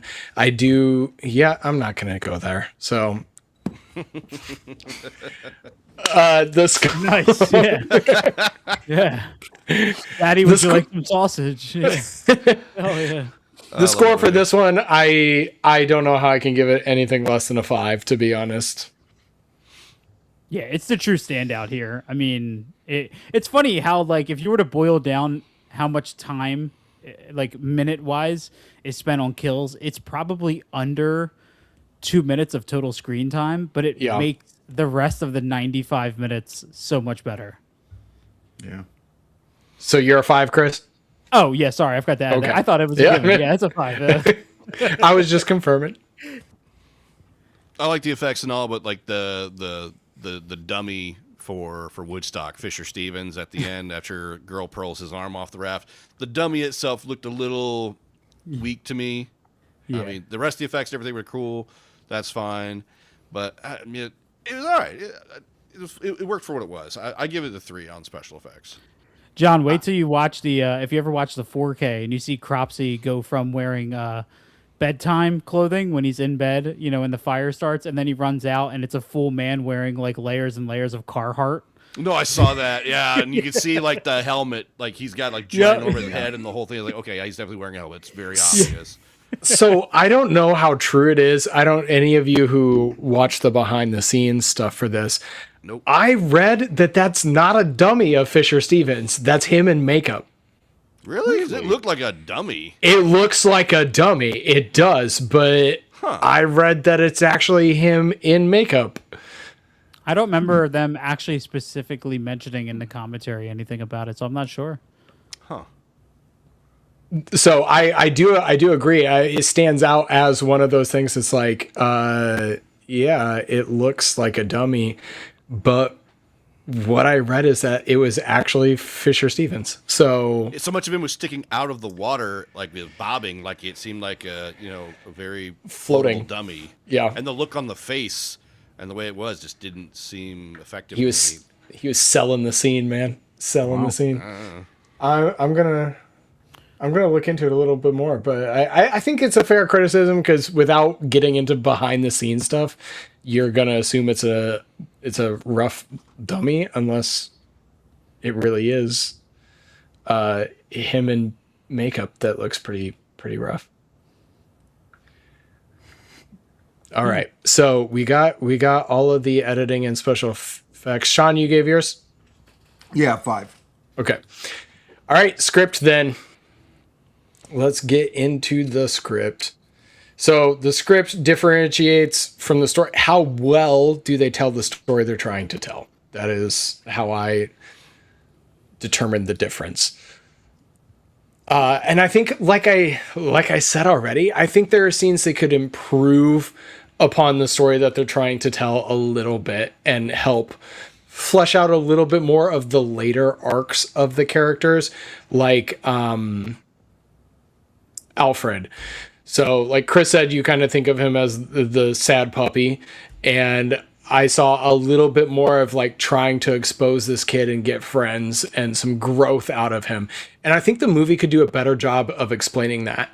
I think the movie could also do a significantly better job of explaining how Cropsy goes from leaving the hospital to showing up at this camp specifically and finding the person who hurt him specifically. I think we spent enough time with Cropsy at the beginning.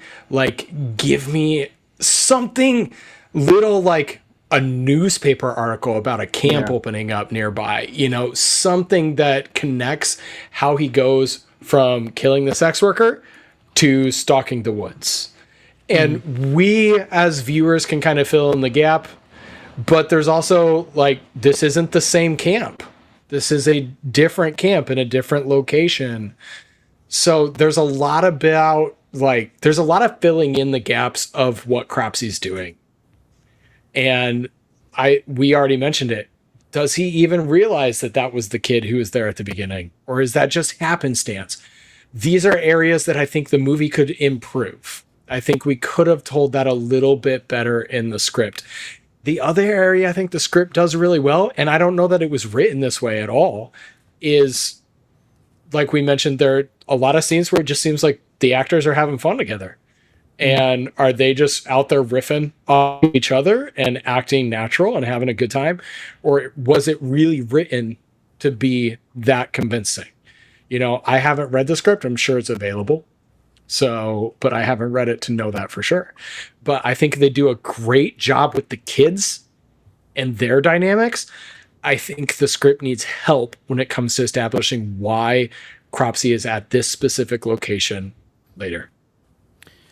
There's an excellent book that came out end of last year called Screaming and Conjuring by Clark Collis, and it explores pretty much the era from Scream to like The Conjuring, so to our 1996 to 2013. And there's a whole chapter in there that talks about heavily the Weinstein's like Miramax dimension, kind of the two brothers splitting off and kind of wanting to copy each other. And they talk a lot. He talks a lot in that book about how the Weinsteins were notorious for kind of coming in and cutting shit out the script and really messing with the true vision of the writers and directors. And I think had we been able to dive in a little bit more to The Burning, I think this would be the first example of that, because there's so much here that feels like you're going to get it and it just never does. And it feels like somebody going, cut the fat off this shit. Like, we already have enough. Like, who cares? Just cut it off, which is very much in line with the later era kind of Weinstein way of approaching their films. So I think the script, as far as this ranking system goes, is the weakest because it feels like a whole bunch of shit has been chopped out with no explanation. So that's kind of where I sit with it. Damn, Weinstein's always fucking with shit. They shouldn't. Fucking Literally. Bastards. Literally. Yeah, I'd go 3. I mean, I'd go 3. It's not anything, it's serviceable. It's everything else. Just it's a good template or a good structure for what the final product. So it's not anything special. Yep. Yeah. Can we do halves on the ratings or no? You can. Yeah, absolutely. Okay, I'm gonna go 2.5 just because I do feel like there's so much cut out. I do feel like the structure is great. There's a lot of good here. It just feels like some of the most interesting character stuff was kind of left behind, and I think that's a script issue and mostly a Weinstein issue because fuck them. You know what I mean? Yeah. Yep. Yep. I'll give it a 3. All right. My computer froze for a second. No. I gave it a 3 as well. I just think it's good. And honestly, the 3 is, like I said, most of it is for the camp kid dynamic and the way they interact. I think that stuff is excellent. If I'm diving into like getting really nitpicky, well, let's get that. I'll get that in direction. Yep, I'll get that in direction. But first we have acting. Which I think the acting in this movie is one of the better acted slashers of the early 80s.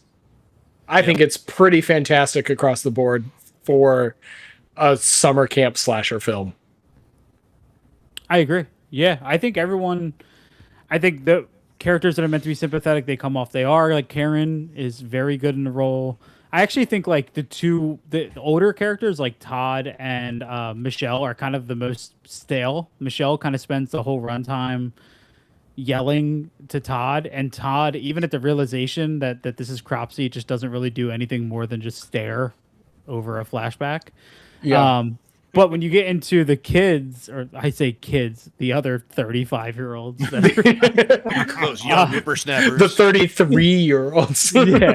Yeah, I think they do it. Like Jason Alexander is great. I love, and what's his name that plays Eddie? Ned Eisenberg.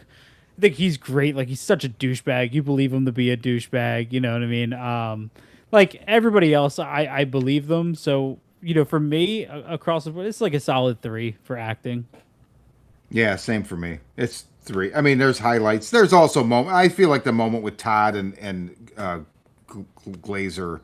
It's a little rough, but it is like Tim, like you said, among summer camp slashers from this era, it's possibly the piano, and it's good at what it is, So yeah. Among summer camp slashers, this is the piano.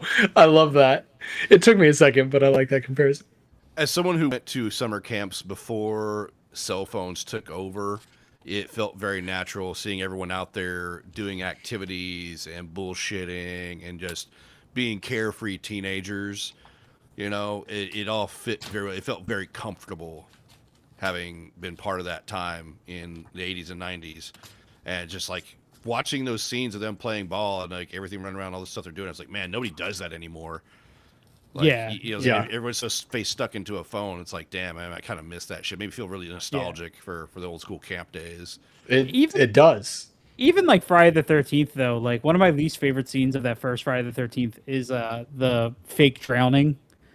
It's like we can't even have a moment where characters just go swimming and have fun in the lake without a character needing to pretend to drown. Yeah.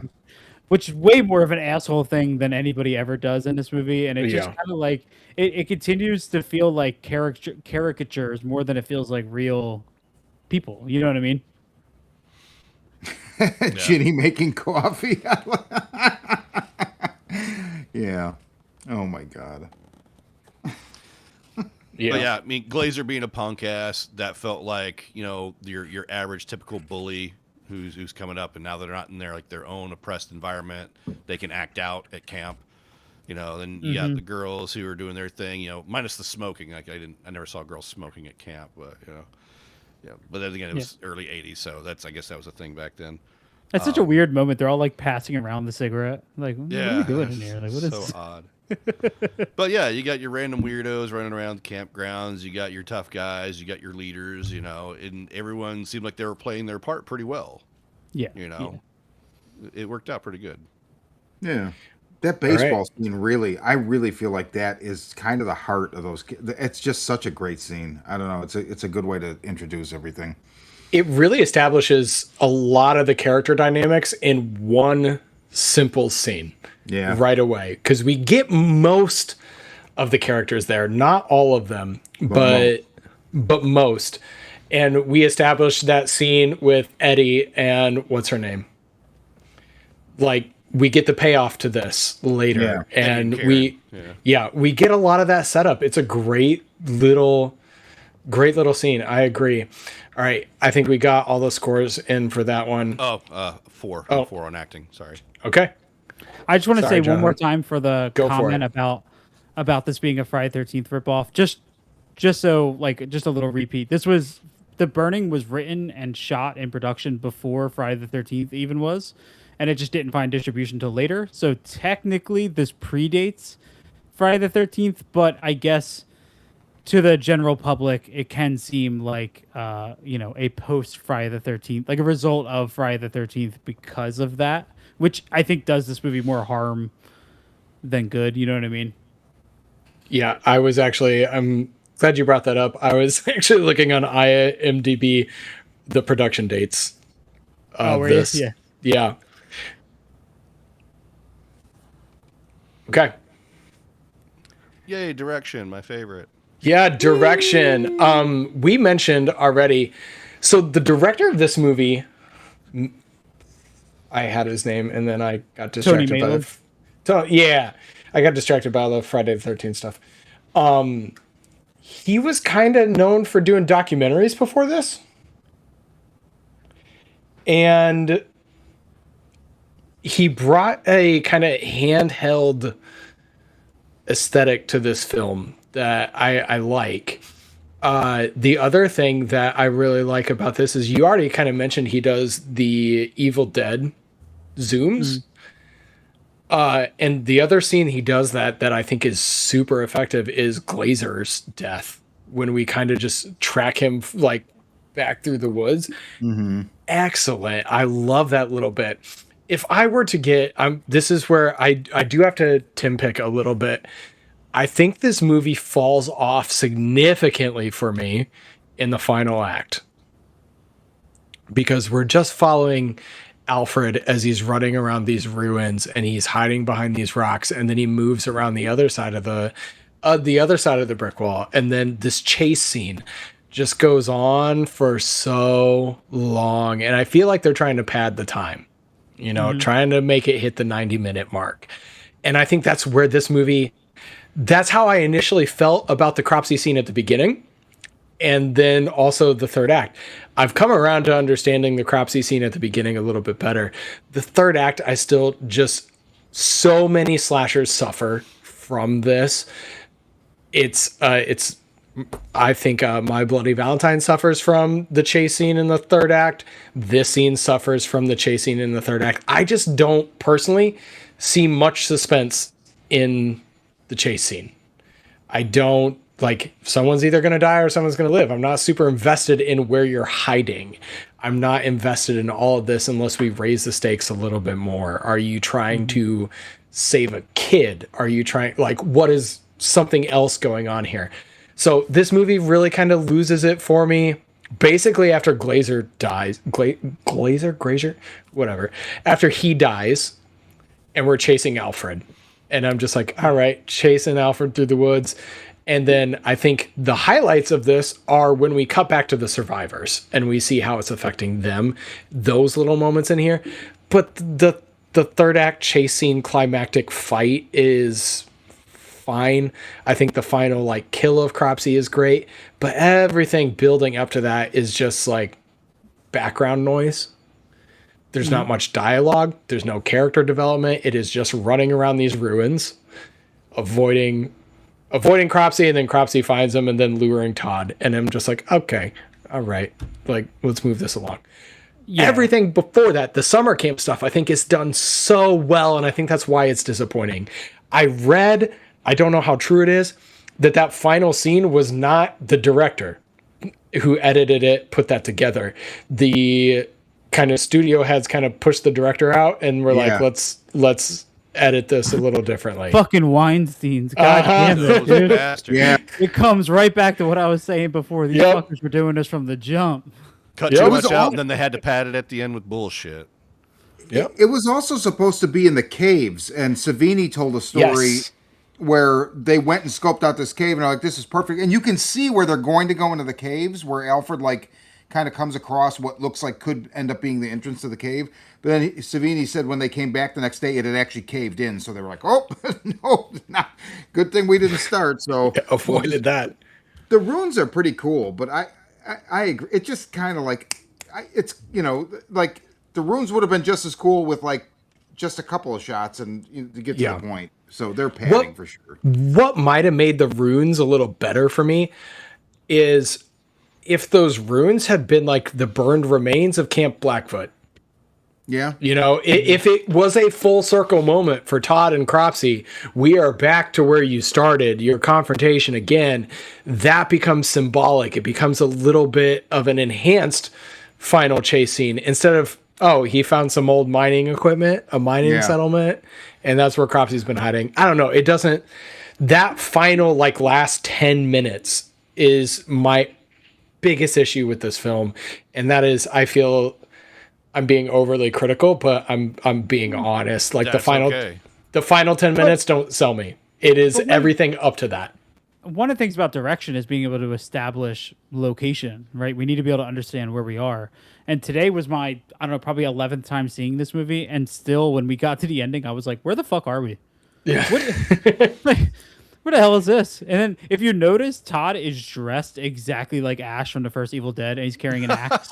And I was like, what is Oh, happening? okay. Like, I didn't even think about Yeah. that. Oh, yeah, shit. he's wearing. Wow. Yep, he's wearing the blue button up, the blue denim jeans, and he's got the axe. Wow. Wearing the I Canadian think- tuxedo. Yeah, yep. I think where directing is strongest is something I brought up earlier, which is the dropping of the frame rate during the lead up to the raft scene. I think that's a very strong directorial choice, and whether that was him or the cinematographer.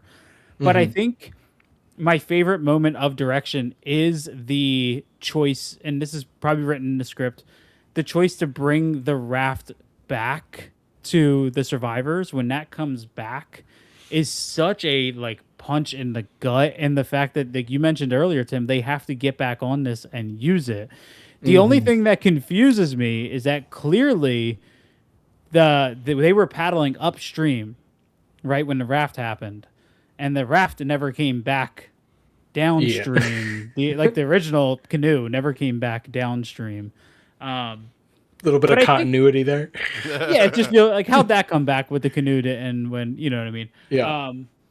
But I think those moments I do love with Eddie and Karen in the water. I do love the natural look of the environment. I think the woods look very good. And I don't know where all of you guys are from, but I'm in New Jersey, and this is what these woods look like. I've been to upstate New York into the woods. This looks and feels like upstate New York, East Coast woods.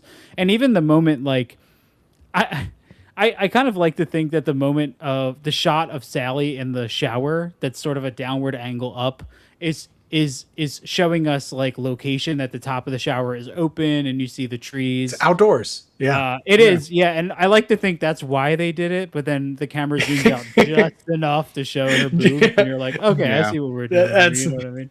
It had been 10 minutes into the film and we hadn't had that yet. So Yeah. Boob Yeah, shot. yeah, Obligatory so- boob shot. Yeah, it's I the think Weinsteins. Sorry. I think it's well directed. Like you do have, I mentioned earlier that tracking or that kind of dolly shot that happens in the girl's cabin where the camera just kind of slowly pans back. I also like the beginning when they're kind of conceiving their plan for Cropsy, and I love that all the characters are introduced by the flashlight beam. Yeah. Yes. But I never know if that's creative choice or is that just we have no other way to light this. Let's use the flashlight. So I think the direction is good. Well, that is a great point. I think sometimes a lower budget, which this one didn't technically have a low, it was a bigger budget than Friday, but it was still pretty small. But I think that is a great time to bring out a director's creativity. Don't throw, like we're seeing today, hundreds of millions of dollars at a director to do whatever they want.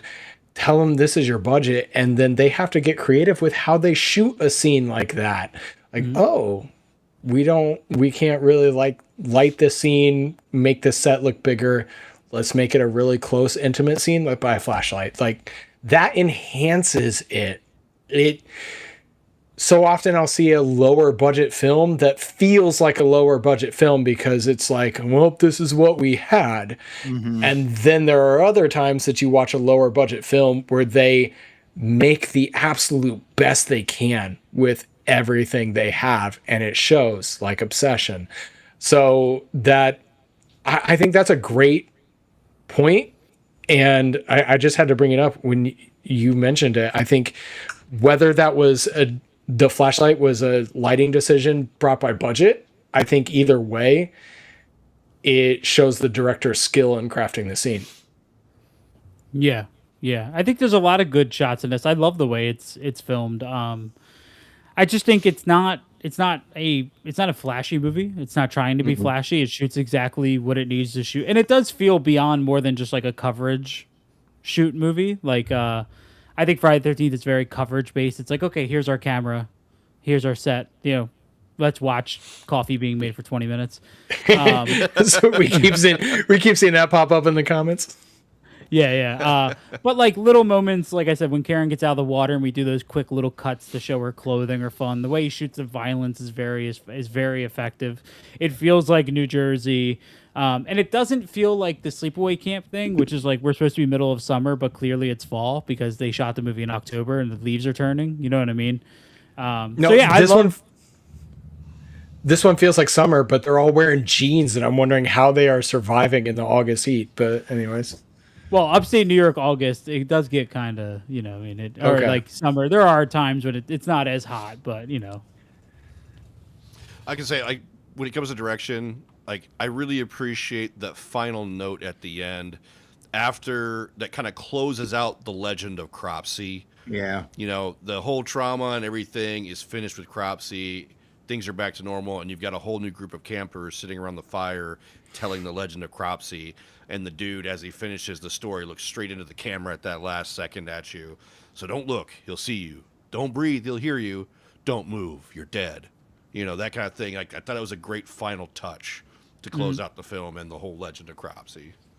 Yeah. Oh yeah, when we talk about budget, let's never forget that The Burning has a completely pointless moment where a helicopter comes in and lands.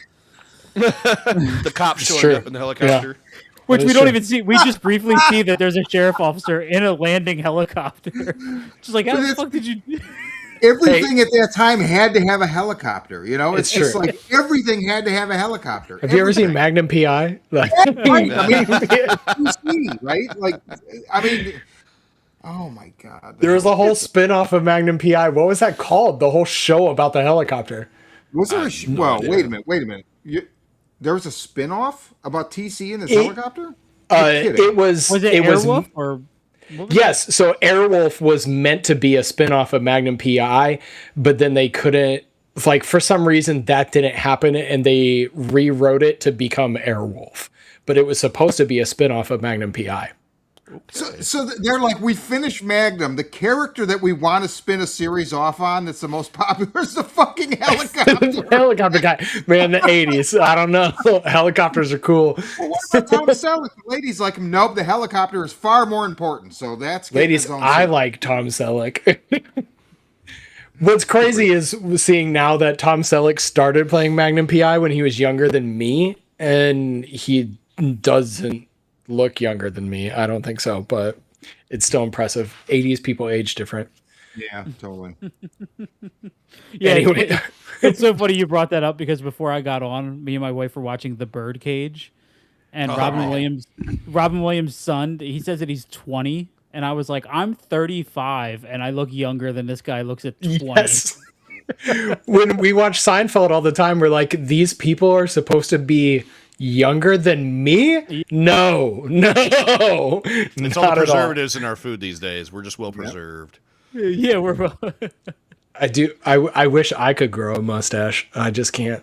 So the mustache that tickles. Jesus Christ. But yeah, I could grow one. I guess for direction, I'm a solid 3.5. Yeah, I'll go 3. I'm a 3 as well on direction. I am a 3 as well. We're actually unanimous on that one. All right, so the it factor, cultural significance for this one. So, Can I go on a rant? Yeah, Chris. Get at it, Chris, bro. go on a rant. Listen, what you're listen here to for. me. Look, I don't care what anybody say. Like, I don't want to hear people discredit The Burning. I look. I love Friday the 13th. I like that franchise.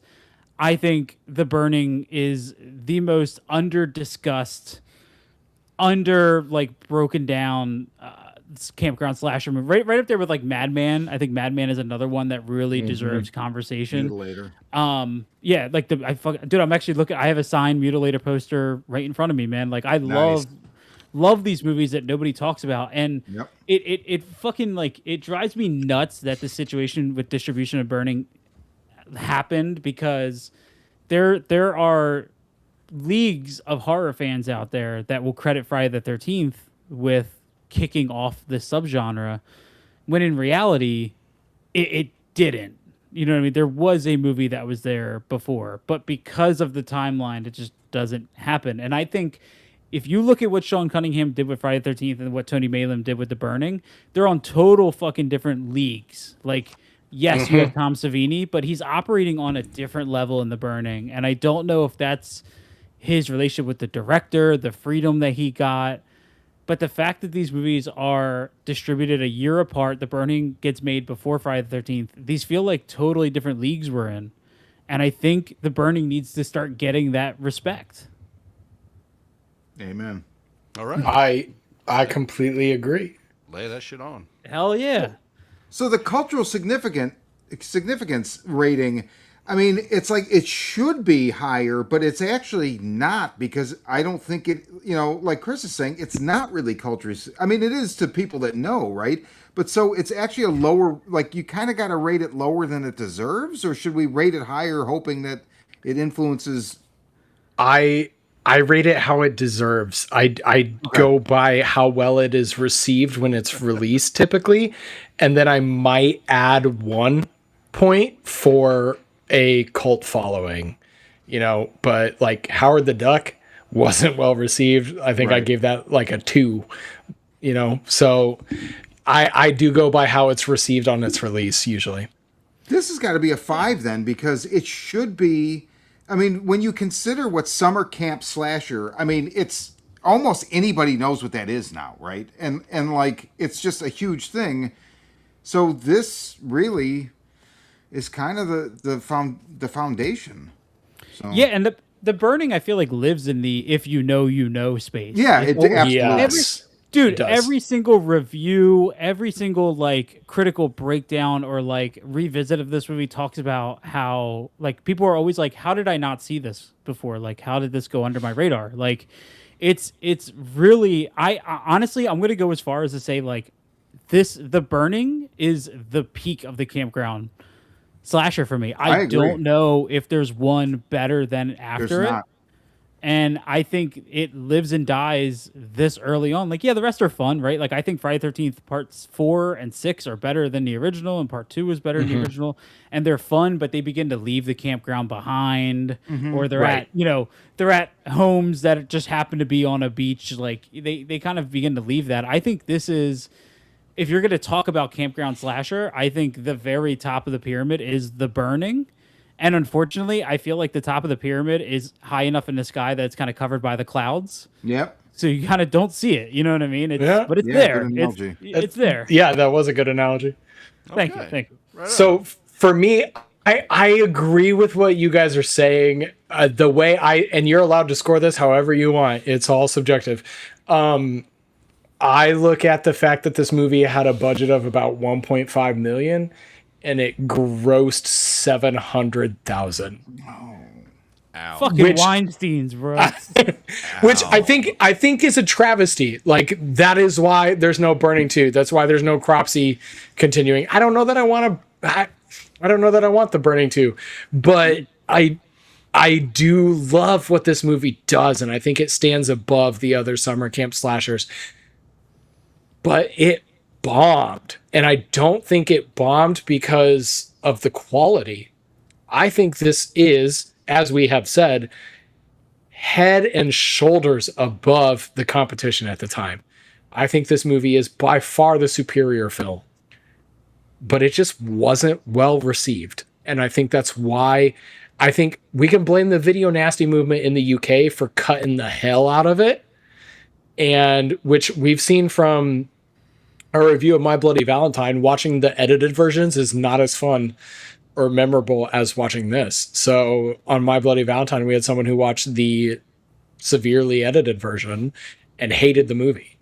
So I do think that impacts this one. A lot of people's first experience might have been the heavily edited version. I don't think the fully unedited version. I think what I saw today said the VHS version was heavily edited. It wasn't until we got the DVD version in 2003 or 2013 Wow. that they added in the other scenes. And I think that impacted this movie because I know way more about this movie now, partially because I'm in the circle now, but than I did before. But I always knew about Friday the 13th. You know, growing up, Jason was a presence. This was not. This is the better film, though. So that's how I come out grading this. I do love that this has grown a following, gathered a following, whatever you want to, however I should say that. It's brought people in who now appreciate this movie for what it is and understand that this is the best, in my opinion, the best summer camp slasher there is. And that's coming from somebody whose favorite franchise is Friday the 13th. This movie is the best. But Yeah. I love my Jason movies, but this movie's better. So I'll add a point back into my score for that. But I do think the icy reception of this at first damaged it for many years. So to give you kind of a unique perspective that happened last summer, we hosted a Campground Slasher special podcast. We got 5 of our friends on who are very recognizable names kind of in the YouTube horror community. We got them on to talk about movies, our favorite Campground Slashers. And we asked them if The Burning did come out before Friday the 13th, does the trajectory of 80s horror change? Meaning, like, will we see Cropsy masks in Spirit Halloween instead of Jason masks? Does Cropsy become a franchise instead of Friday the 13th? And every single person said no. Because The Burning does not have, like, IP built in. It doesn't have, like, that thing, right? Because Friday the 13th comes out, makes a ton of money, right? Word of mouth really hits it. And then Friday the 13th Part 2, the introduction of Jason, is that one step forward. And then 3 comes out, he uncovers the mask, he finds the mask, and then it becomes what it does. So I think even if The Burning did come out first, I don't think it would have been like, oh, The Burning is our main 80s stay, no matter how much money it made. So I don't know if this is a movie that even in its DNA would have taken off. If only, how do I put this? If only it had maybe larger distribution, meaning it got into more theaters and more people were able to see it than they were. But I still think no matter which way you put it, Friday the 13th would run away with all of the attention. Well, yeah. Over The Burning. Cropsy does not have a lot of visual focus as a character, whereas Friday the 13th, it's all about the look. When you look at Jason, the terror, the size, always the pace, and then the mask. You know, you don't get that with Cropsy in any way. You only get that brief look of what you see from his face at the very end, up until you see him eventually go up in flames. You know, so I mean, without that focus on Cropsy as a this character, episode brought to you by metal. By metal. Yeah, it's just a hands down no win for Cropsy in that regard. You know, he has more visual presence with Jason. Yeah, and Friday the 13th, like, Friday the 13th deserves, you know, that movie it was a fucking idea. They didn't even have a script when they put the poster out onto the newspaper to try to get some funding for it, you know? So, like, all the credit Marvel has stolen that method.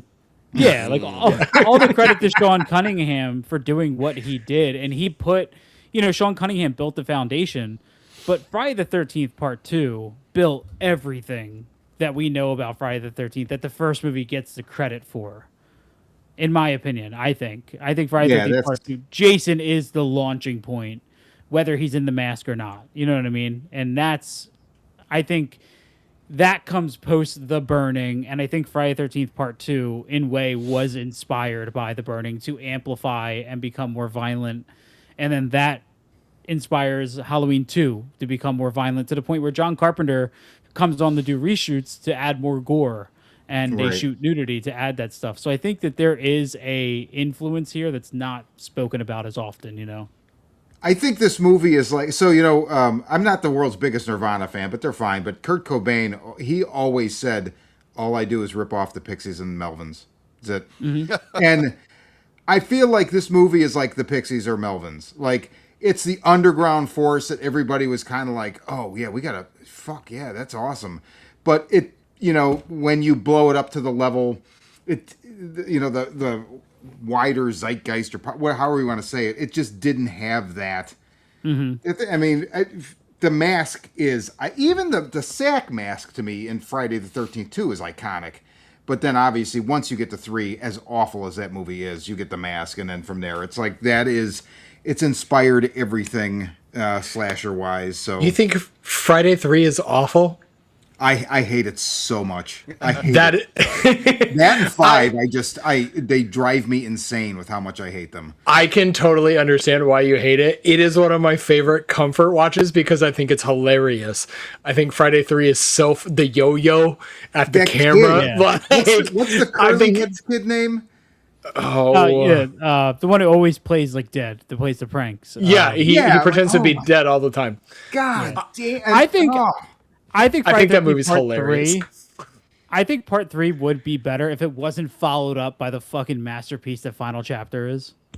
You know what I mean? Mm-hmm. Like, because Final Chapter is one of my favorite Friday the 13th. It's like 5, A New Beginning is like, hey, let's take away Jason, we give you Roy.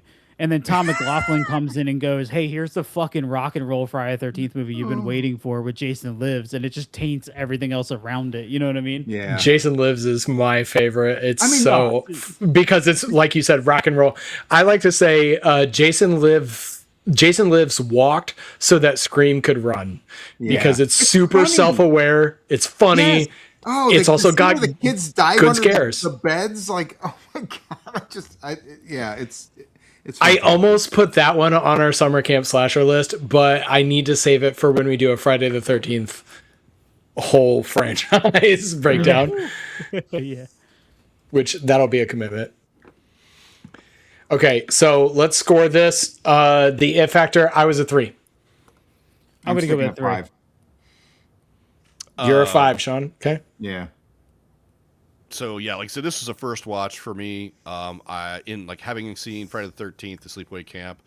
I mean, I guess this movie kind of paved a bit of a way for Sleepaway and other, camp slasher films. Other than that, I've never heard anybody talk about this movie other than you guys. So I don't know how much is there, but I guess considering the history it has and where we are with camp slasher films, even up to today. With even one of the most recent ones that I enjoyed being Hell of a Summer from Neon Films, there's some weight there, I guess. So I guess with its factor, I'd have to give it a 3 as well. Okay. So then let's wrap this up with how entertained you are by this movie. This is the most important score in the whole list. It is out of 10. So let's go ahead. Your final thoughts on this. This moment is your Letterboxd review. So go for it. 8. I love it. It just feels authentic and it's violent and it's just the top of this genre or subgenre, whatever you want to call it for me. So yeah, I would say 8. I think I've already pretty much vocally put into words how I feel about this movie in the last section. I think that I don't think it ever gets better from here, and I think that the intentions with The Burning were just to make a great, hey, this is based on the Cropsy thing. We're not trying to influence a whole subgenre or create a whole subgenre. So I think it it never tries to be anything more than it is, but what it is incredibly entertaining. It's very violent. You have great characters. It's well directed. And I think it's a movie that's going to, or actually, to be honest, if we're looking at it now, I think this movie already holds up better than most of the Friday the 13th movies. And yes. Its cultural significance has really picked up in the last 10 years or so, thanks to the Scream Factory 4K and it pretty much living on Tubi for now and for people to discover. But the conversation is still there. And while the conversation on Friday the 13th will always be there, I more perk my ears towards anybody that wants to talk about The Burning.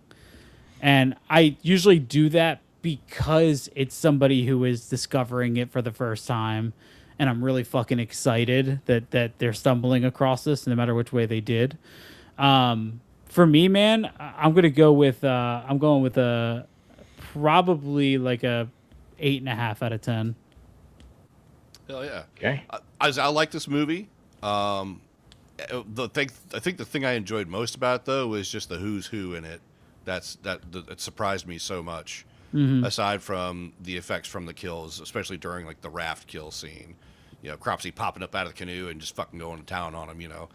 Pretty awesome. But not like the most amazing thing I've seen. But for the early '80s though, still pretty rad. So I'd give it a 7. Yeah. Okay. And then I gave it a 9, and that is, like I've said, if you've been here for the last 2 hours, I love the summer camp aspect of this movie so much. And then it's just like we injected a slasher in there, and the slasher elements I think are fine. They're fine. That's where we went over in the script. I have some issues with how Cropsy ends up where he does whatever. And the final act chase is what keeps it from being a 10 for me. That, like, I don't want to just start it over after the ending just kind of like meh to me. But every time I start this movie, as soon as we get to that baseball sequence, I'm just like, yes, I want to go back to camp. Like, I want to go experience that. It's great. I love that. So that's why it is a 9 for me. I have all of your final scores. So if you, Jonathan. Yes, sir. You have yours? I do. I am sitting at a 31. And here is the fun thing. The other 3 of us were all 37s. Wow. Interesting. Yeah, somehow that worked out that way, which if we get the average, we are 35.5. So that would be a 3.5 stars out of 5. And so overall, that's not like my personal take on the film as far as 3.5, but that is our whole idea is recommending it to a crowd. 3.5 stars. It's a 3.5 star movie to show to a gathering of friends, which means it's going to be a good choice, bordering on great choice. But 3.5 stars is where this movie lands. So thank you, guys. Thank you. Dude, Any last words? Yeah. just fucking keep watching. Watch movies that people aren't talking about. Yeah. Like, just keep finding, Yup. keep clicking on the shit that makes you go, like, what the hell is this? Watch that. Like, that to me is where true film exploration is, and where you're really going to learn about the genre. And, you know, I think people think that there's like this hidden society of people that are like, oh, there's a movie out there better than Friday the 13th called The Burning, and we're cool because we know about it and you don't. And that doesn't exist, man. Most of us are out here like screaming for people to check out this stuff and hoping that you actually do, you know? So please watch the stuff that makes you go, what the fuck is this? Watch that movie. I promise you, it's probably very good. Yep. I agree. Travis, okay, here. Travis recommends watch Night of the Demon from 1980. Oh, the Bigfoot movie. The Bigfoot movie. The dick rip. The dick rip. Exactly. What? Yes. Oh, Jonathan, you gotta watch this movie. The I have the Bigfoot rips a dude's novelization. dick off. Wow. Oh, shit. Okay. Yeah. It's not a great movie, but it's worth watching. It's not a great movie, but it's a great movie. It's a dick ripping good time. It is. It is. It is. All right. Wow. Jonathan and I will read us out of here. Jonathan? All right. Wow, that just threw me off so hard with that. Okay. Didn't expect some dick ripping here in the last few minutes. No, not this episode. No, sir. No peen violence. Wasn't expecting that. But anyway, that brings us to the end of our discussion on The Burning. What an exhilarating film to kick off our summer slasher series. It's truly remarkable how well this movie has endured. From its relentless pacing to Tom Savini's iconic practical makeup effects, The Burning exemplifies why it is regarded as a true independent masterpiece of the golden age. The atmosphere, the tension, and that unforgettable raft scene are quintessential slasher cinema. We couldn't have explored this classic without the invaluable insights from our panel tonight. A big thank you to Shawn C. Baker from At the Horror Vision for sharing his fantastic filmmaking perspective. Shawn, we appreciate you being here. I appreciate you guys having me. Go ahead and plug where people can find you and all that good stuff. Do it. The Horror Vision. We're on YouTube. We're on wherever you stream your stories, Instagram, and my new book, Black Loves and Broken Hearts, is out there in the wild. It's a teenage giallo, but modernized. Grab it, read it. Get it. I saw Kelsey just released her Giallo July reading list on YouTube and mentioned the book. So yeah, she did. It was her thumbnail. That was awesome. I got Yes. a couple pictures of it out in the wild from stores. So it was cool. It feels good. So it's out there. Yeah, that's where I'm at. That's where I'm at. The Horror Vision. awesome. And a huge thanks to Chris from the Beyond the Blood podcast. You always have such a depth of knowledge. The research you do for these films is incredible. So thank you for being here, Chris. Dude, thank you. I love what you guys do to death. So I'm always here for you. Whenever I can come in and fucking interrupt this conversation, I'm here. Awesome. Sweet. We love it. And to everyone participating and sharing your takes in the live chat tonight, thank you. Travis at the Nightclub podcast, our good friend and author Jessica Lacey, and her awesome artist Paul. We love having you guys. So thanks for being in the chat. Yeah. I think we even got Evan from the Kilt and the Redneck was there that's for a right. second. Yeah. Yep, he So was. thank you. But don't pack your bags just yet, as we are going to remain deep in the woods for the next couple of weeks. We are diving into one of the most bizarre, beloved, and shocking slasher series of all time. Starting in 2 weeks, we are covering the entire Sleepaway Camp trilogy back to back to back. That's right. We'll be tackling Sleepaway Camp, Sleepaway Camp 2, Unhappy Campers, and Sleepaway Camp 3, Teenage Wasteland. To help us navigate the chaos of Judy, Angela, and the rest of Camp Arawak madness, we'll be joined by our wonderful friend Jessica Lacey and a new lineup of incredible special guests. Make sure you're subscribed to the channel with notifications turned on so you don't miss a single moment in the cabin. Lock your doors, keep an eye on the wood line, and we'll see you back at camp in a couple weeks, This is The Average. where the real review happens with your friends.